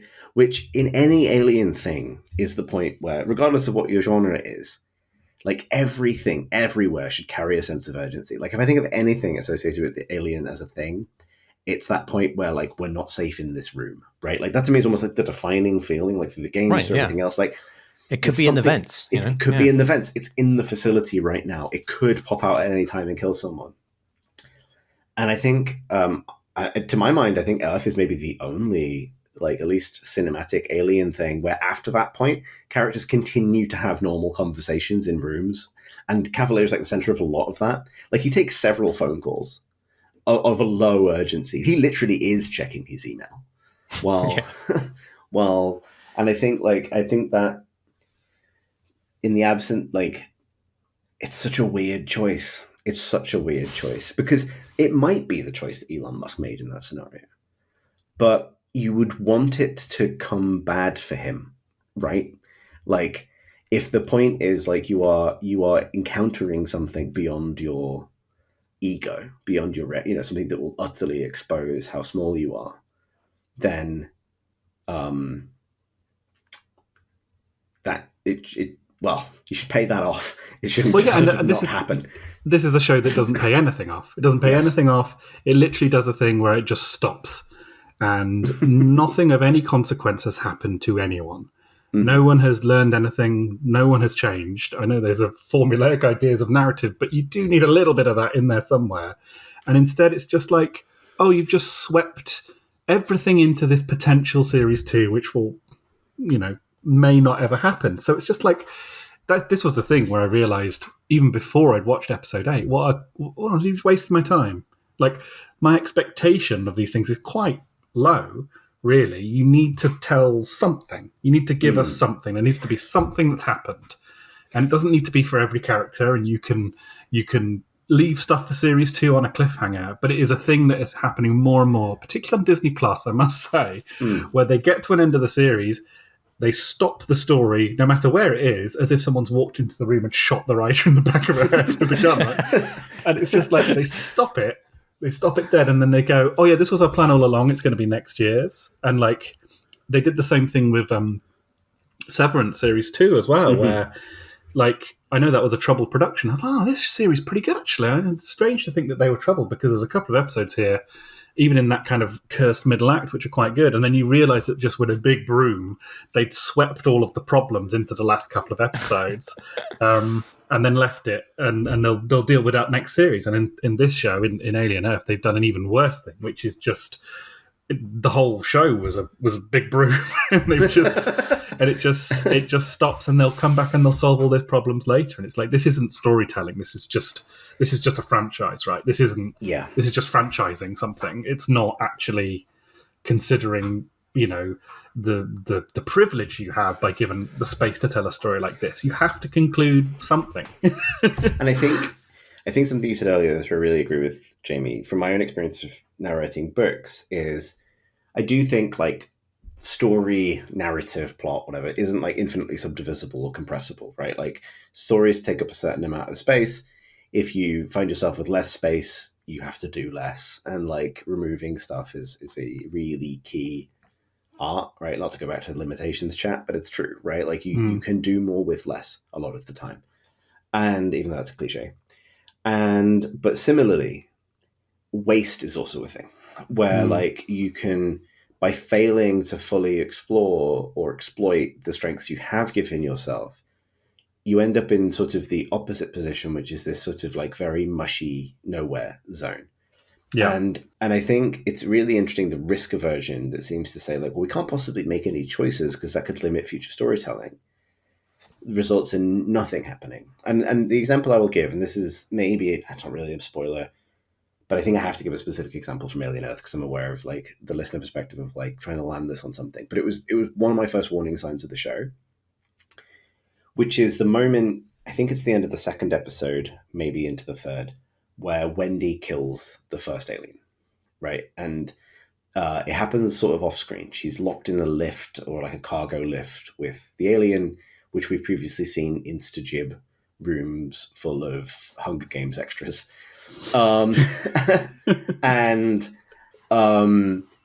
the door opens and she's lying there badly wounded but alive, and she's decapitated the alien. Now, just to unpack that and like what's wrong with that, like there's actually to me nothing wrong with having, if you're setting your stall out that we're doing a different take on Alien, with having that subversion of having the alien defeated really early in the show could work, right? Like you could go somewhere with that. Similarly, this follows the point where her brother Hermit is like impaled through the chest by the tail, like bad case of Disney impalement there, which is absolutely as lethal, as lethal as it's either as instantly lethal or not as it kind of needs to be. But nonetheless, right? Like you have that kind of moment. What really struck me about it is they've given themselves all of the tools necessary to make that moment really loaded and weird. And crucially, what that hinges on the fact is that Wendy is no longer human, right? We've just had this whole scene where she reunites with her brother who thought she was dead, but she's actually now a child's mind in an adult body, right? If you really wanted to explore that and the kind of transhuman element of that, have the alien absolutely rip her to pieces, right? And she survives. She can survive because she's an android now. But have that lift door open and the alien's been butchered, but so is she. Like bits everywhere, grisly as fuck, right? Within that kind of like, people full of milk alien kind of thing. And have her, crucially from a character development point of view, really shock her brother early with the grotesque reality of what she now is, right? Don't do the kind of very trite character thing of like, oh, she's still breathing, like she's a robot. Like, I will kneel down next to her and kind of cradle her because she's been so heroic. Like, there is an opportunity in that moment with all of the dramatic pieces they've put in place for that to be really weird, right? Like, for it to literally open onto something that's really grotesque and alien, right? Like, this is a conflict between two different, completely unknowable forms of life. Instead, it's like, she decapitated it with, I think, a piece of like a stationary guillotine. Mm-hmm. It ends up being like so I mean, it begins the arc that cripples the show in another dimension, which is Wendy can do basically anything at any time, depending on what the plot needs her to do. Yeah. But crucially, also like tries to have its cake and eat it. Of like, oh, he's worried about his sister, and now he sees that she is a hero. Was that's the least interesting thing in that moment. And I really don't want to fall into that trap of like how this could be better or different, but like just in the context of like giving yourself all of those dramatic pieces to actually do something, my only assumption is that the reason you then don't do that is through a series of hedging decisions that move you further and further and further away from what was interesting about any of those ideas in the first place. Yeah. I thought that, in the first couple of episodes, I thought they were going to do something about, trauma, bodily trauma, because there were scenes of these people being confronted with the alien insta-giving room full of people and all this sort of stuff. And I thought, they could do something really interesting with the idea of like, trauma and the way that like people have started to understand trauma these days is as this kind of thing that we hold in our bodies that is like can even become part of our DNA with some of the things that people are thinking about this stuff. I thought, that could be really like a thematically rich take on the idea of the alien as a kind of rapist, right? Nope, didn't do any of that. No, couldn't be bothered. It's a scary dog. It's a scary dog, but it will sit if you give it the right whistle. And you can do some exposition while the alien crouches next to you. There are some choice. I'm big in favour of the decision for it to be a man in the suit, like in the original movie to an extent.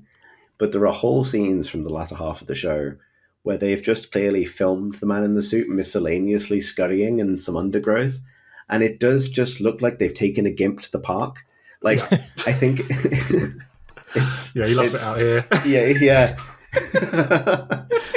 I just check him. Yeah. He's had a wee. We can go home now. Anyway, I feel like obviously this is a good almost an hour of pod on why this television show is bad, but I do find it. There's something itchy about, like, I'm not even calling it a near miss because I think it's a pretty spectacular miss, but like. Something that misses spectacularly while grazing interesting choices, like the entire way, right? Like it's like a desktop. It's like he's trying to rule them out, just wounding them. Yeah, exactly. Yeah, he's a writer who often gets by on like the last series of Fargo. Again, too many characters, too much going on, and then what he often does is there's just enough that's brilliant in his kind of rounding up of things that it doesn't matter. That is how he gets away with it when he does. Legion does the same thing. The third series completely compromised, all over the place, and then it's got one of the most beautiful final episodes that you've ever seen. So it's like, it's fine, but you can't hedge your bets on that. And you can't unleash your alien into the world of Fargo, right? It will. It requires tribute. Maybe you can't could. Yeah, you probably could actually. Yeah. Maybe that's what he should do instead. Exactly. It's a detective. Why not? Like, honestly, at this point, it's just sat in a diner, like, in a heavy winter coat, because it does get chilly. Like, more pie, Mr. Alien? Little mouth comes out, it's smoking a cigarette. And it's got depression. Like, I don't know, like just depressed alien just comes here every day, sits there prodding a pie with his proboscis.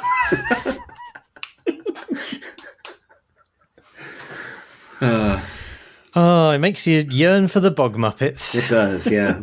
And I yearn for the bog. So we must wrap this podcast up, I'm afraid. Well, it's been a pleasure, gentlemen. All these recordings are uploaded by us as videos to YouTube. You can find other nonsense by us there. The address for that is youtube.com/CrateandCrowbar. Thanks as always to our backers on Patreon. You can back us too at patreon.com/CrateandCrowbar. You could join our lovely Discord community to talk about how much they loved Alien. The link for that is on our website, CrateandCrowbar.com. That's it. I've been Marsh Davis. I've been Chris Dustin.